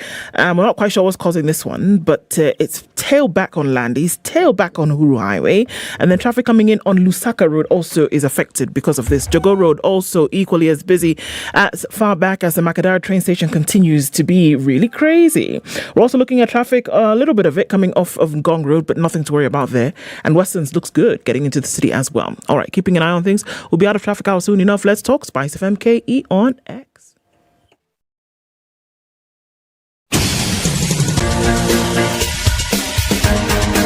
This is The Situation Room, the home of hard-hitting political commentary and penetrating insights about the state of the nation. This is a talk radio experience like no other. The Situation Room, a place for hard truths, debates, and elevated conversations. The Situation Room, witty, political, engaging, deep, controversial. In the room, we have C.T. Muga, researcher, academic, seasoned political observer, a fountain of wisdom in these politically uncertain times. Ndu Okoh, Nigerian by birth, Kenyan by choice, communications expert, Pan-Africanist, a truth seeker and believer in people power, and Eric Latiff, agent provocateur, the man in the chair, seasoned journalist, news hound, a man who believes in punching up, not down.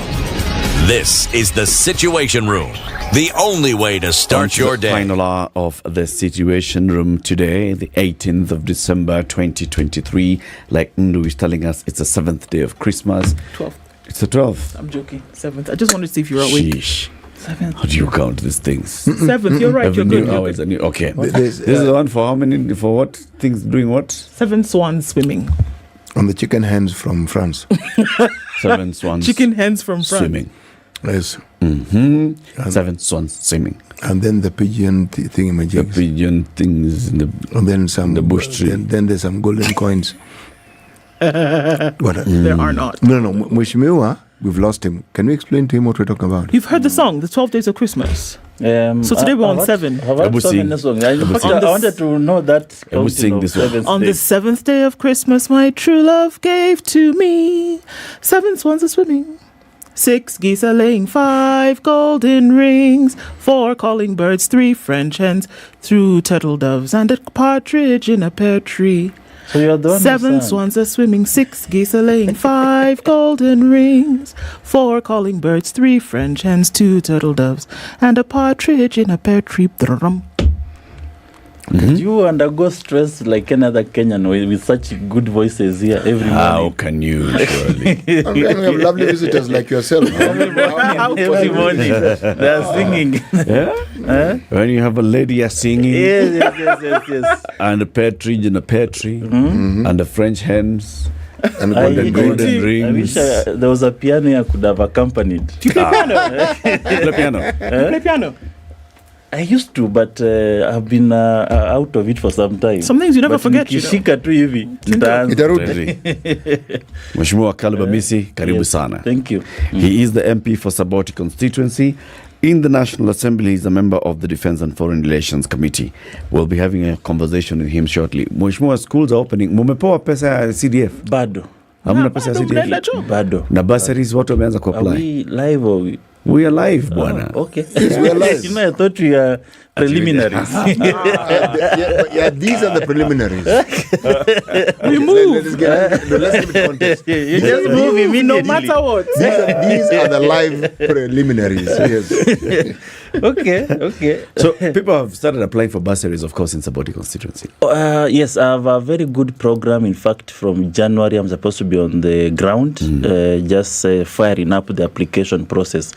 And of course, there is a lot of anticipation for it. We are, as Bunge, we are not very happy by the delay because this is very, very important for our kids down there. Yeah. I've just got a message from a graduate of Kabarak who just sent me, in his graduation regalia, saying, "Thank you, I'm here because of you, Mheshimiwa." You know, some of these things are taken for granted. They're taken for granted. But they are very big things. And I was even given my story that were it not for education or somebody standing for me, I'll not be where I am. My father died before I was born. My mother, after 9 months old, so I was basically brought up by my grandmother. I was number 1 in Western region. I was taken to Starehe with a padlock alone. Not carrying a padlock. Not even a box. Not even a box. A padlock alone. My first shoes I wore it in Starehe Boys Center. And I'm here serving second term as a member of Parliament. Okay. The padlock was for what? For the box. Which box? For which box? The box we are given. Oh, you're given. Oh, you got a box in school. In school. Okay. Yes. That's what So I was just told to carry a padlock. Just come with your padlock. Yeah. And that's it. And that's uniform, shoes. Yes. You wore. Exactly. You got them there. If that person, Dr. Griffin, didn't stand in for me, then I'll just be a shamba boy somewhere there. Because however much I'd passed, I didn't have a way of going to school. Yeah. So we want people to go through the same opportunity that we have gone through. Mheshimiwa, you know also somebody else who understands this, a company that understands this is Kiwi. Yes. And they're saying, Kiwi has been, when you went to school and you were given your first pair of shoes, I'm sure you used Kiwi. Of course. To polish. Yes, right? yes. Kiwi has been here even when CT was going to school. Up to now, I use Kiwi. That's the Kiwi. No, it's Benmax. It was previous century. This is one of the companies that have never, gone out of the market. I don't know why. Maybe consistency. It tells you their product has consistently been something people value. Otherwise, they would have shut down a long time ago. So what they're saying is that this time, if you go into a shop and buy Kiwi, you stand a chance of winning 35,000 shillings for school fees. Tell him how. They did it then, they're doing it now, and they're saying step up and shine. So step up and shine in the way you look, but also how you can pay your fees, right? Walk into any store that's selling the new logo Kiwi, pick up a tin of that, and then when you pop the lid, there's a code under it. You're then going to dial the code *459*5#, and then you'll enter into that code that you found under the lid here. Instant airtime data can be won, and then you get instantly enrolled into the draw 4 people every week are winning 35,000 shillings. Now you can imagine what 35,000 shillings will do for a child in school. Those are so many. That's so many students from Saboti. I'm walking to the shop now after this interview. Yeah. I'll take a photo and send you. Please do, Yeah, because it could actually make sure that come January, no tears. Come January, you can actually step up and shine, standing in the line alongside those other children in school, guaranteeing your school fees because you bought a tin of kiwi today. School is the best investment. You know, they say it's the best equalizer. For the child of the peasant to be on the same table with the child who is of the who. king. Yeah. That's true. That's true. It's the best Sisi. investment. Yes, please. Welcome the Mheshimiwa with the day's proverb. Yes, A word of prayer. Or Proverb.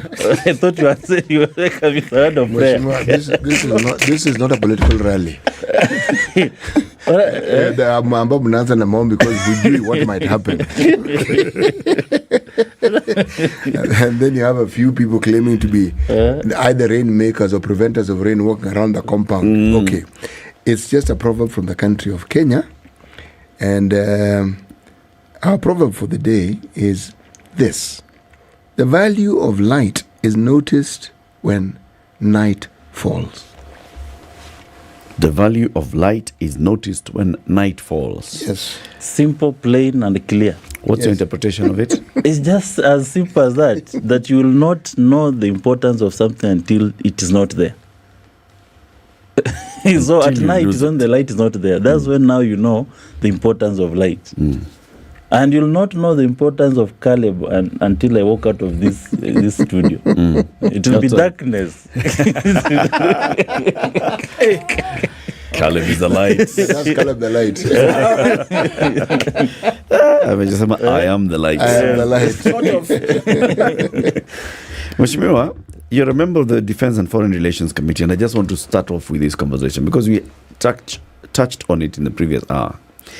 The president on Jamhuri Day said that this country, from the 1st of January next year, we are removing the visa restriction into the country. What does that mean? Yeah, it's true. I'm a member of the Defense Foreign Relations Committee, not just this term, also last term. I'm one of the longest serving MP. I'm also a vice chair of Public Investments Committee. That should not go silent. And also on appointment, all these CSS, we are the one who vetted them, and we gave our report against them. Yes, the president did pronounce himself on this visa thing. First of all, in the world of diplomacy, visa exemption is a tool of diplomacy. In fact, is a negotiation tool that countries even have a bilateral arrangements, and the visa is one of that carrot that you dangle, and you say, guys, we want to extend our bilateral ties. We want this trade agreement. In return, we'll also exempt your citizens from a visa or whatever, country to country. There is never a universal declaration of exemption on visa. In fact, it is a new. And the world of diplomacy is not domestic-centric, if I may use that word. We are guided by the Vienna Convention. Agreements, the Geneva Conventions, the Vienna Conventions that were entered into 1969 during the Vienna Conference, they guide diplomacy. Diplomacy does not operate in a vacuum.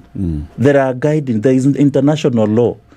And in Kenya, if you have to choose, either you are part of Vienna Convention or you are not. There are no two ways about it. And the visa thing is part of it. The treaty making, the agreement, the bilateral ties, multilateral, is all in Vienna Convention. Whatever we do, in fact, the other day, we saw the former minister, Alfred Mutua, trying to relinquish some work of the Minister of Foreign Affairs that ambassadors can now, can now link with all the ministries without going through the ministry. That is basically saying we no longer have a Minister of Foreign Affairs. Number one. Number two, those are not even worse to come from a president. I really pity most of our ministers, because I'm sure maybe even Mudavadi will not even aware. Some of these roadside pronouncements that used to happen during Moi's time, they are now, reappearing. There is a way you engage before you even declare that you are now a visa-free country. What is that way? Is you it in law? have to seek parliamentary approval. We Is it pass. in law? We as a country, as I said, we are bound by the Vienna Convention. We are bound also by the international practice, international law, international way of engagement, diplomacy, and the foreign affairs policy. We have a foreign policy. So how is our foreign policy? It's designed. You don't just wake up one day and pronounce yourself. Is it part of our foreign policy? You design a foreign policy. Kenya has a foreign policy. Is it part of our foreign policy? So secondly, even if it was to help us, of what gain? Having an influx of citizens from all over the globe come into your country, for what purpose? Is it that now opportunities have now bound to all the human beings in the world? You want to share it? Is it that Kenya is lacking human resource, is lacking something, and you want it to tap it from the globe? You must have a value to what? To what extent is it going to benefit the country? Have you, weighed pros and cons against it? And that's why Parliament comes in. You must draft something by the executive. You bring it to Parliament. Parliament takes it to the Committee of Defense and Foreign Relations. We debate. Later on, we ratify, we pass, and you can make a pronouncement on it. Even our treaty, if we have a pact, a military pact between UK and the Kenya, it goes through Parliament. The president does not pronounce himself during Jamhuri Day that we are now going to have a military pact with United Kingdom. No, there are procedures. The executive comes with the treaty. The treaty is processed by Parliament through debate and approval, reject either with as it is in whole or with some amendments or some reservations, and then you take back to the executive to implement. But what the current scenario we can see, and it has not started. You remember even the Haiti thing just came from the president. The Haiti pronouncement was just from the president. Roadside declarations. It was a roadside declaration. Eventually, it's now, it's like you declare and then you bring it to Parliament. Are you saying that this particular one is unprocedural? It is, because number one, we have so much engagement, bilateral treaties and agreement with various countries, and one of our takeaway was that yes, you've given us this and we are exempting you. So what happens to those existing treaties and agreements? What happens? There is now going to be so what's Parliament going to do about it? Because you're complaining that this has happened this time. There was the Haiti issue. Still, your committee, you're saying, should have processed this before a deal is made and signed. There are other things that have happened before. What is Parliament going to do this time? What's your committee doing this time? Even the issue of deployment of the military to North Kenya happened before Parliament was consulted. Your committee again. The problem we have with the Parliament right now, not even our committee, Parliament is more or less an extension of executive. Why? Because the majority have been choreographed to think and pass laws in the direction of the president. So much so that even if some of us have a contrary view, our committee is majorly members of Parliament from UDA, the governing side. If a vote is called, they'll have an advantage. We talk. Minority will have their say, but the majority will carry the day. Is the minority saying, though? The minority is me. I'm saying. I'll say it from whichever forum, not just here. I've said it elsewhere. If we are on recess, but if we open up If we open up Parliament, I'll put a question to the minister. That question, of course, the minister will be called. Recently, we've seen the bad manners from the minister. We put questions and they don't come. They give excuses. They have traveled. And it is not easy to get the Minister for Foreign Affairs coming to Parliament because he will always be on flight to nowhere, somewhere in the air. He's always, and you can't tell him off air, can you drop and come back? So it's always very difficult to get the Minister of Foreign Affairs. But those are some of the questions I'm going to put forth. Because must he be the only one you talk to? What about? That is the procedure. It is the minister. It's only the minister who can come to Parliament. Yes, the ministry can write a response through the chair of a committee, but physical presence is by the minister. It needs to be the himself. Minister is the only person. Yes. But then, Mheshimiwa, that's not the only avenue, the only tool that you have. Waiting for Parliament to be in session so that you can ask a question on the floor of the House. As a member of the committee, have you written to the chair of the committee?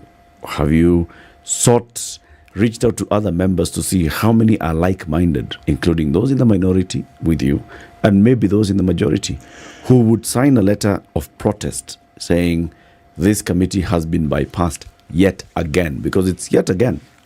Your committee is just becoming like, we don't even need you people.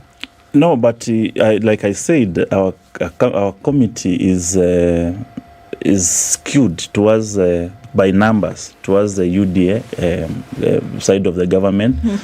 We may have our own voice, and Parliament does not operate in a way that any member can just write a protest letter. No, we as a committee we sit and deliberate, and you are called upon. The reason why you are a member of Parliament is because you belong to that committee.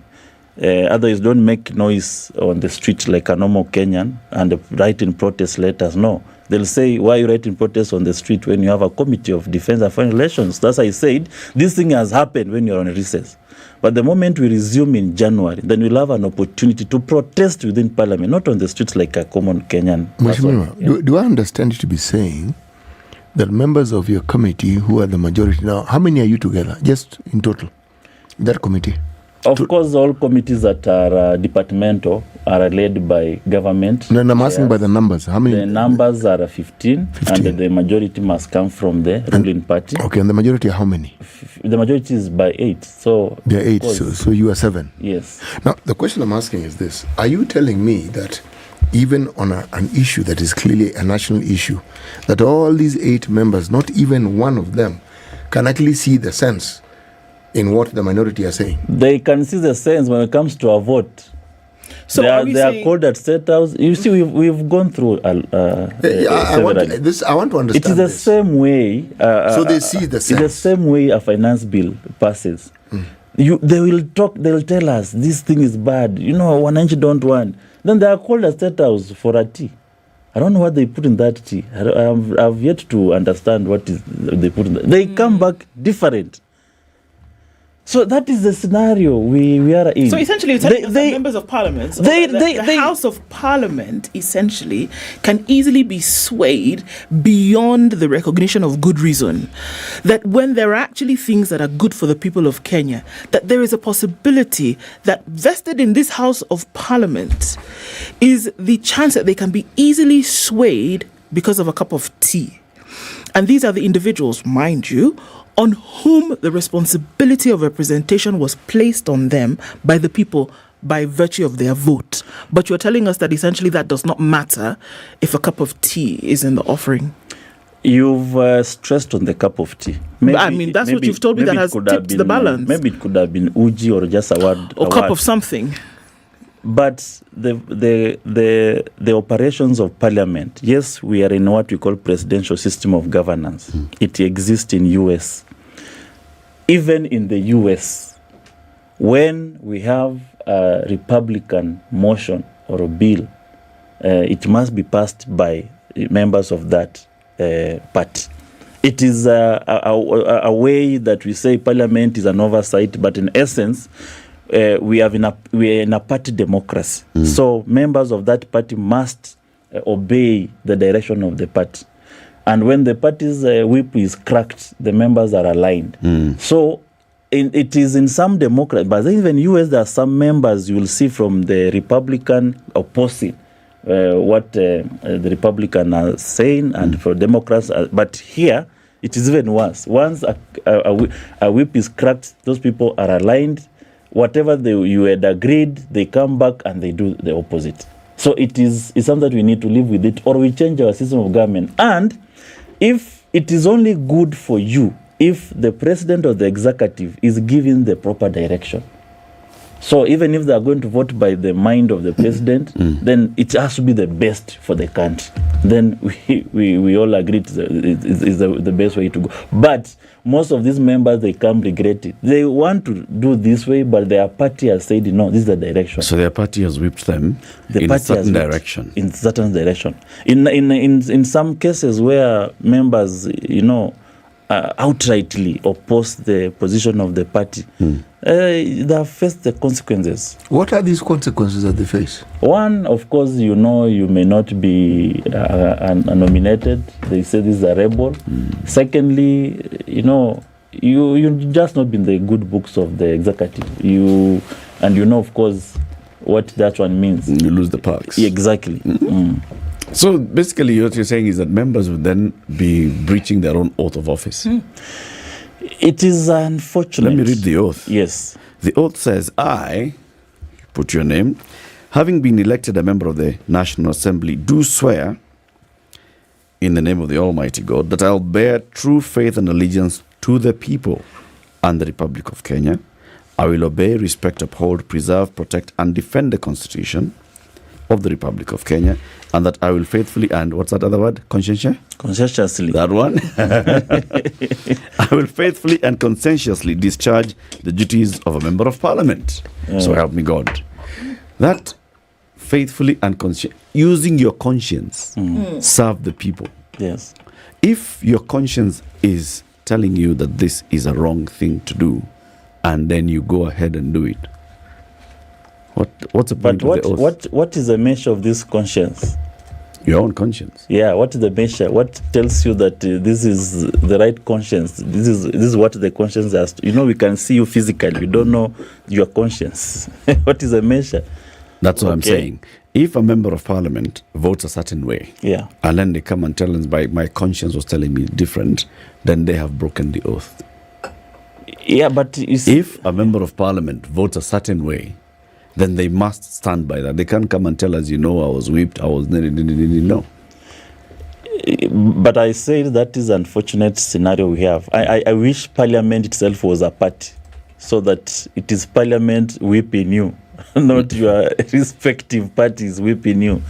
If Parliament was a single party, because even by going by your party position is conscience as well. So even if your party position does not, that's why what is the measure your conscience has brought you into the party line. What is that measure of conscience? Because also being in the line with the party is also, you've also swore to protect the position of the party. Exactly. Let's take a break. 29 minutes to 10. This is Kenya's biggest conversation, hosting the Honorable Caleb Amisi. Caleb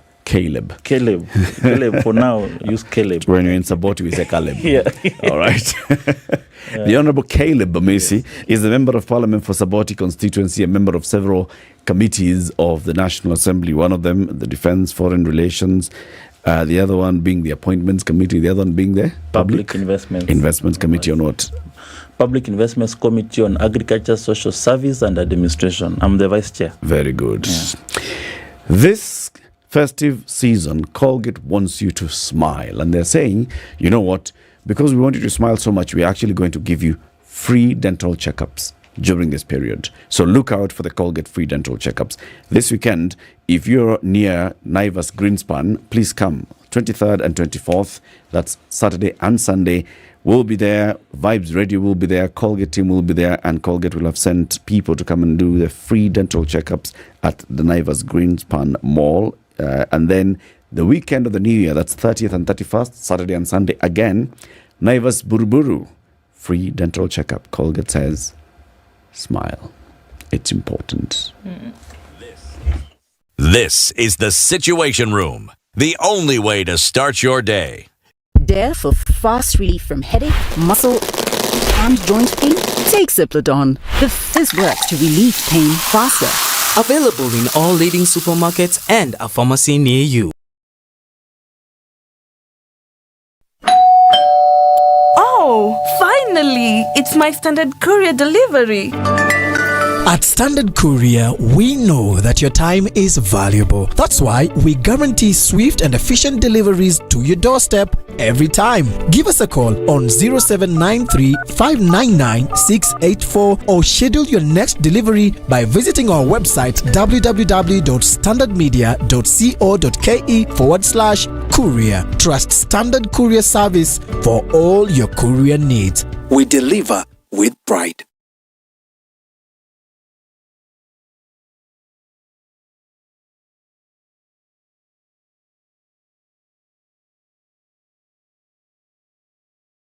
Some very nice, mature music. They really took me back to my days, and I can just feel get and enjoy the vibes.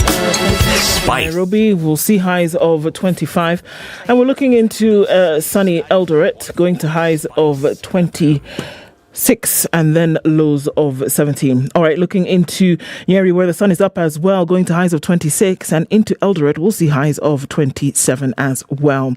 Mombasa is sunny today, we'll see highs of 30 and we'll see highs of 29. In Malindi, where the sun is up this morning, Kisumu is sunny, going to highs of 28, and Kakamega will see highs of 27. Kampala is also sunny this morning, going to highs of 28, and Dar es Salaam will see highs of 31 today. Johannesburg will see highs of 27, and we'll see highs of 31 in Mogadishu.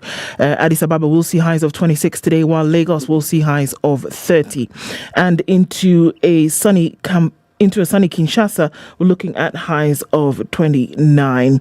All right, we're going to see highs of -5 in Beijing today through Monday, and Paris will see highs of 10, while London will see highs of 11. New York, coming into Monday, will see highs of 9.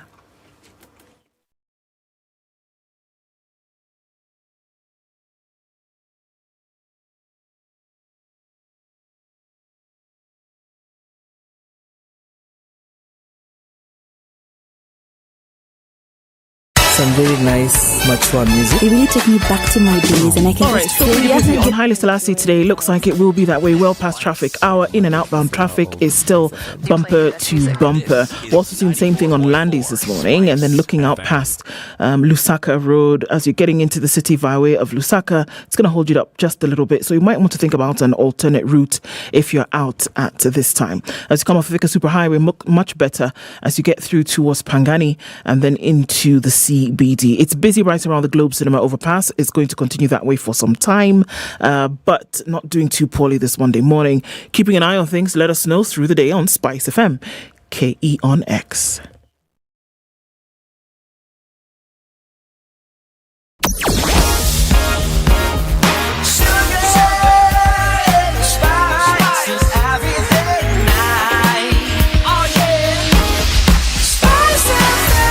Spice up your life.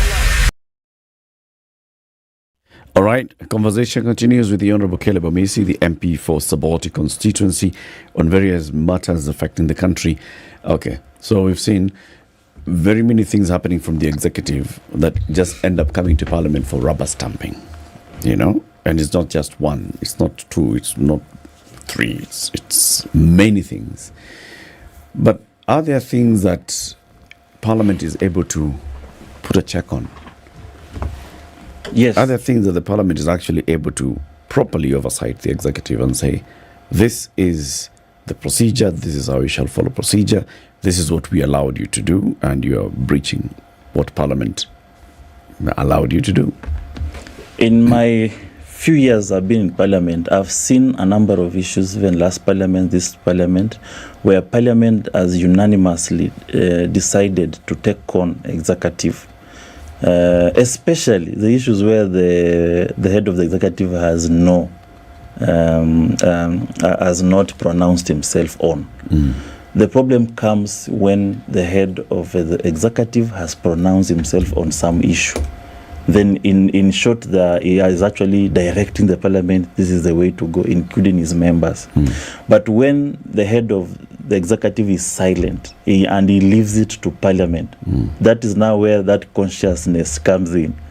That's where now the true value of that word comes in.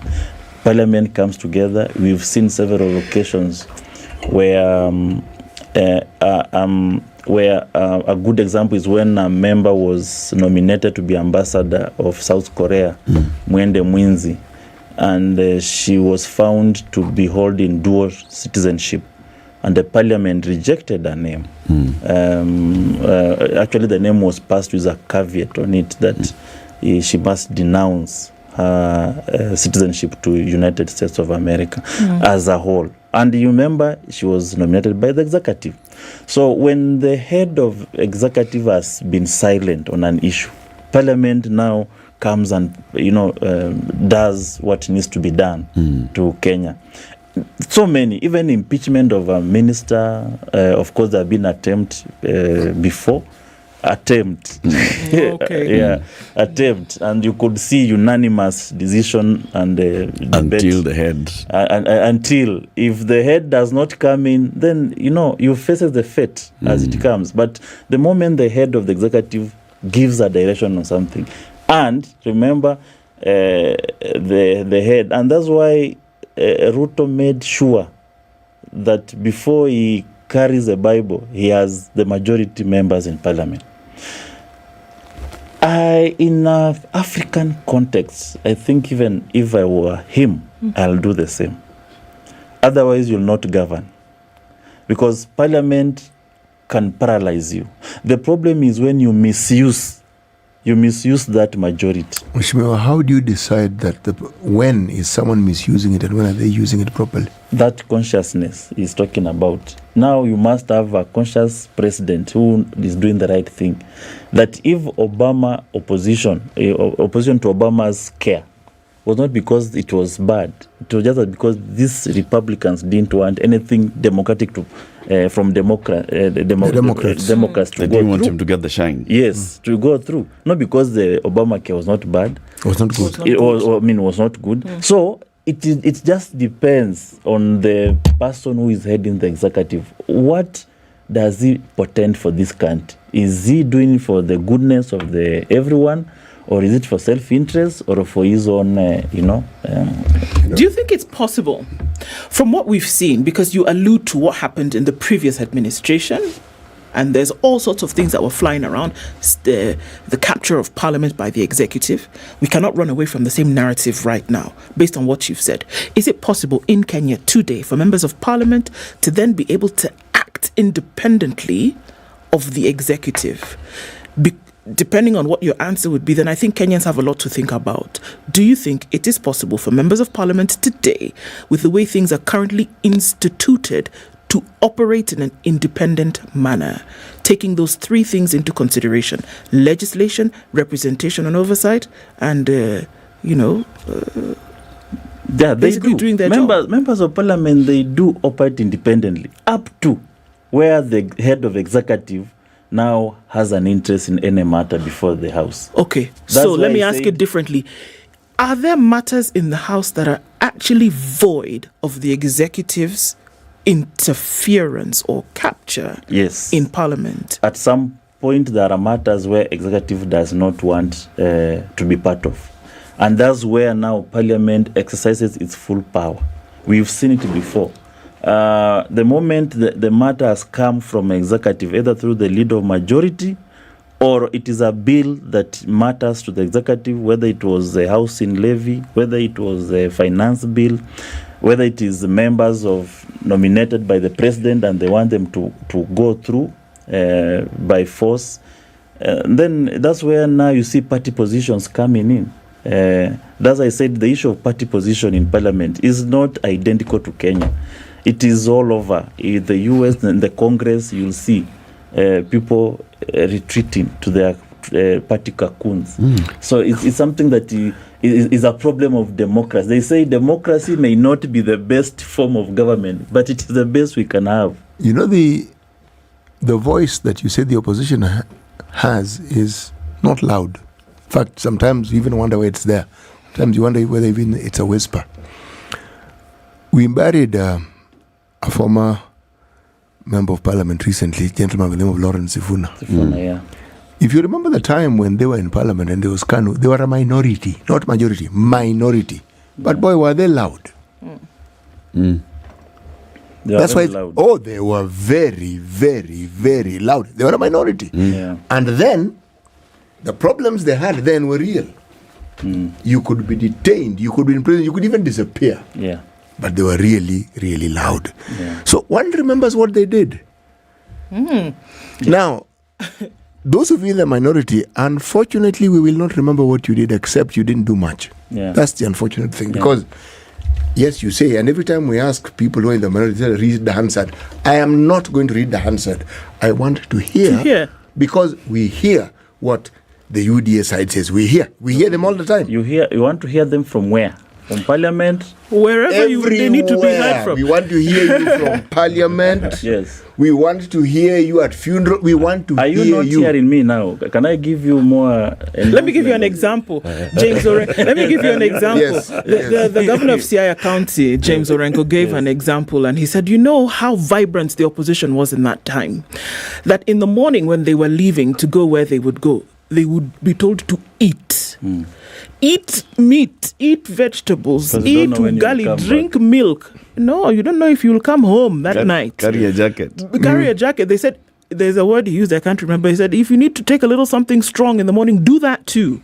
Because they knew that they were not going to allow any nonsense as far as they were concerned. And if it found them on the way, they would speak out. And they knew that the likelihood of them being taken to another establishment, aside from where they live, as being a guest of the state, was very high. Yes. Because it was known that they were not going to take just anything standing down. Yeah. Suffice to say, that potency of opposition has been watered down significantly over the years, and I think that's what CT is. That is not true. It's not true.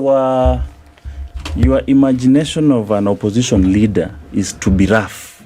No, to be loud. To be loud. To be heard, even. Yes, loud here means whatever you are doing doesn't have to be sought after. It needs to take center stage, and one will notice it whether one wants to notice it or not.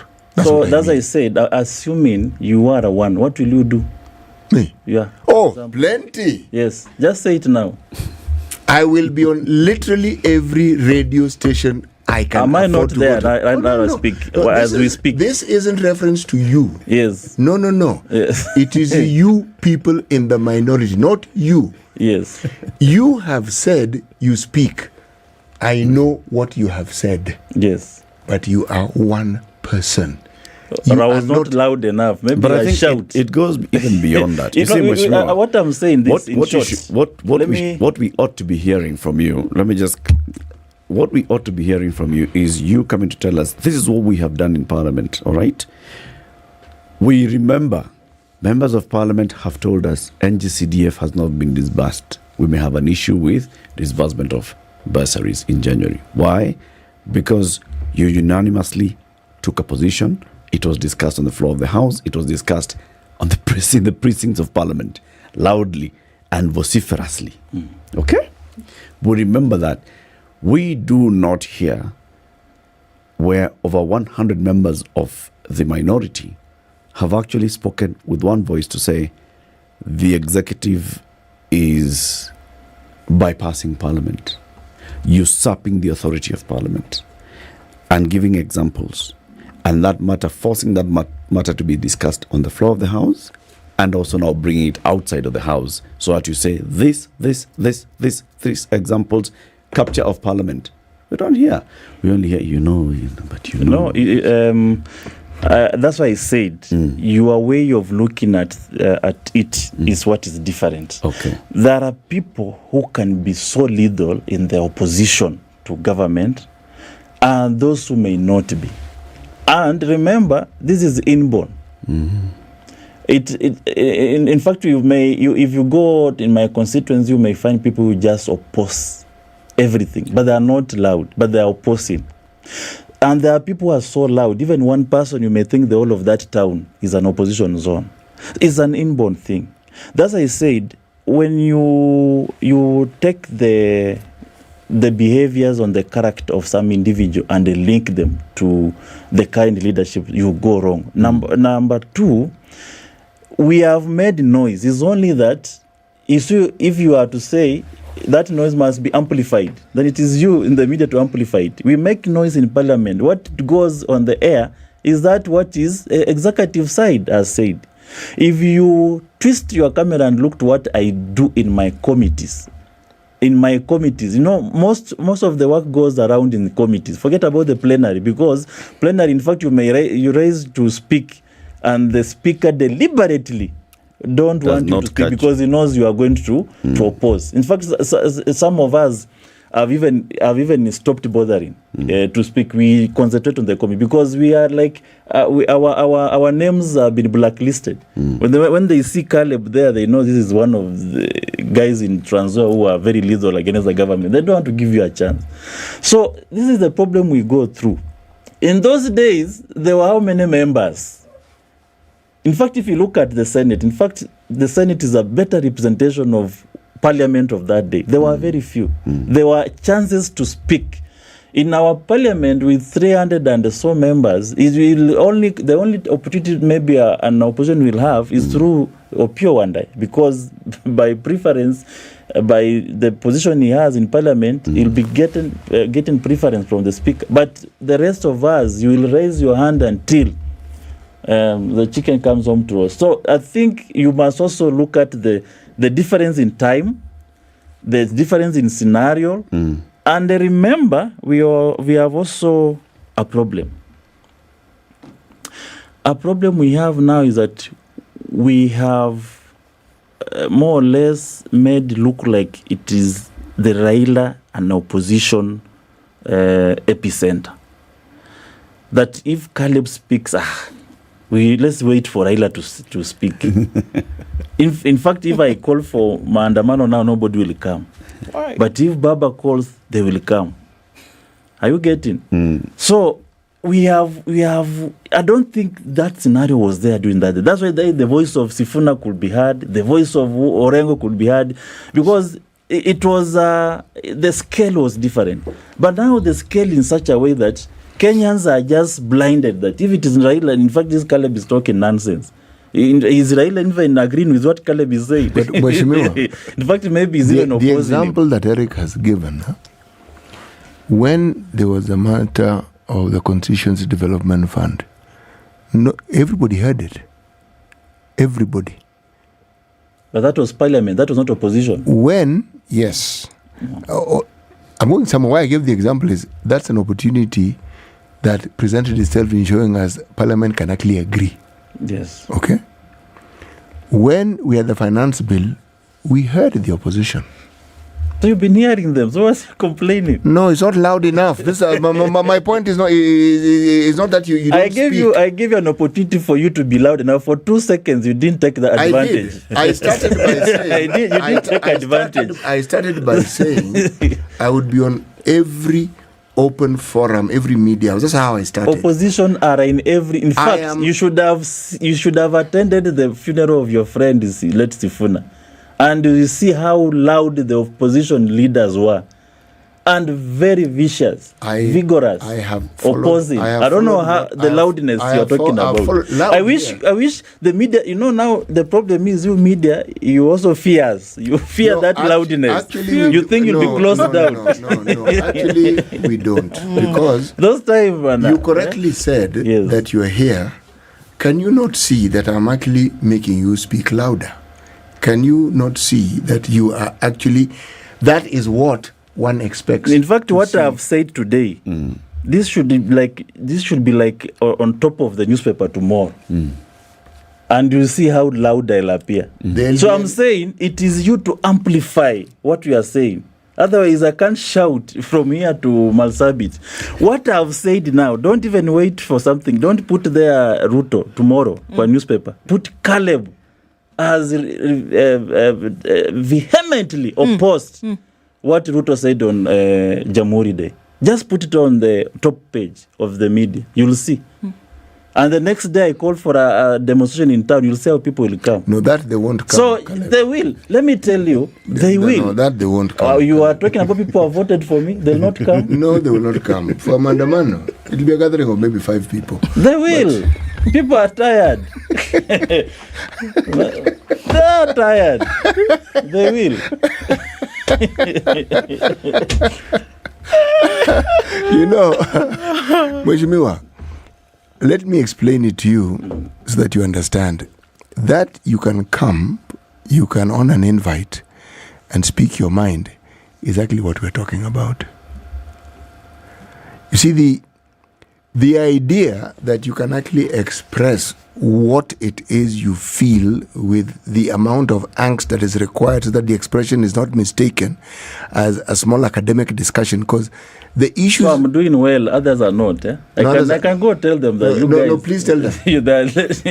No, they're doing badly. Yeah. I'll go tell them that I'm the only one. No, you're not the only one. We have had people here who have also come and told us from both sides, from UDA as well as from Azimio. We've had people come here. Yeah. You see, the whole point of representation, if it isn't understood on the terms of those you're representing, then the question will be asked, where you I want to also give you another scenario. Yes. And it's good you've said if you call for Mandamano tomorrow, for only 1 people. If you call, 5 people will come. 5 people will be there. Unless you... I'll come. I'll be the 6th one. Yeah, you will be the 6th one. Because I know you. Unless you entice them. Okay. Or unless you ask me to come with 5 of my friends. 5 of your friends. We might reach 10. So what do you think is the reason? And yet they are suffering. And your message is very clear. And the message is... I think the answer to that question lies in you having been elected. It is twice now, is it not? Yes. Precisely. Which means the people who count, the people whom you seek representation from, have understood you represent them well. Yes. And that is a good place to start. Yes. It always is. The people who support you. Twice. I have a different view. Yes. Please. I agree. The people who support me. Yes. The reason why the voice of opposition looks muzzled is also that lack of the support of the people. Please leaders get motivated by the masses. If I go to the streets and I shout alone, the following day I'll not. Mm-hmm. If I go to the streets and the people come, the following day I'll go to another street and another street and another street. We must ask ourselves, don't just blame the leaders is a replica of the society. Ask yourself, why are these leaders so discouraged, disillusioned by coming out strongly to fight for the masses? It's because the masses leaves you behind when push comes to shove. If you are arrested, you'll be alone with your family. Then the family tells you, last day, I'll give you an example when I was tear gassed. In fact, during 2007, I just said that word consciously. Just two days after saying that word, a tear gas was thrown directly behind my car. Directly. People see tear gas nowadays like somebody smoking cigarette there, they think it's tear gas. And they ran away. Yours was inside the car. A tear gas was thrown in the rear mirror. And, it burst inside. My driver collapsed on the steering. If it was not a media personality from Reuters, and I know him, who opened my door and I fell down to get at least some air. I could have died that time. Yeah. Up to now, I visit Nairobi hospital for my chest checkup because of that. And you see, when a member comes out like that, a strong leader comes out and he has no support, then the family tells you, when you're in the hospital, we were only us there. When you were arrested, it was only us there. These Kenyans you fight for, where are they? Then that leader now retreats and says, so I'm leaving my 2-year-old fighting for people who don't care. Then anarudi anasema hapana, huyu mtoto wangu miaka 2 I'm just living, struggling. Anasema if you if you live, if you die, the wife will marry and will be inherited. I don't know that. So where utaenda, but you know the life will go on. You'll disappear and they'll bury you. So you come back to your senses and say, where are these Kenyans? Is it that I'm doing the right thing for them or wrong? I think the voice of the leaders who have the audacity, like Caleb, to oppose what is wrong can only be amplified by the support of the masses. Tomorrow, if I call 1,000 people in Nairobi and they turn up, trust me, the following day I'll be in Mombasa, with or without money. I have the motivation, me personally, but the Kenyans don't. So who are you fighting for? The Kenyans. You've been a strong case, huh? He's been a very, very strong case. Who are you fighting for? And then the family will call you in the evening and say, so these people you are fighting for, where are they? I'm the only one. I'm your wife who was there. I'm the one who was there when you arrested. I'm the one to raise this money. Why are these Kenyans not raising for you the money? And actually they should, shouldn't they? Yeah. They are the ones who should support your candidature. Exactly. Yes. And that's why Obama was able to raise trillions of money to become a president. If Obama was in Kenya, he will not even be an MCA in Kogelo. Caleb, very, very strong case you've made. Sawa, you've come back. That's a very good comeback. Very good. That is an effective comeback. Sawa. Super. Super. Caleb, as you're smiling, remember this weekend and this holiday season, free dental checkups, courtesy of Colgate. And we're saying, if you're anywhere near Naivas Greenspan this weekend, the 23rd, the 24th, that's this Saturday and this Sunday, we'll be there. That's Vibe Radio will be there. Colgate team will be there, free dental checkups. The next weekend, that is 30th and 31st, Naivas Buruburu. They will again be there. Colgate will be there. Look out for where else Colgate will be. Just go to their Facebook page, Colgate Kenya. On their Facebook page, see where else they're offering this free dental checkups and what dates. Thank you for tuning in to Kenya's biggest conversation. Enjoy your Monday. See you tomorrow. Caleb Omisi, MP, Saboti constituency, has been our guest. Thank you and Merry Christmas if I don't make it before.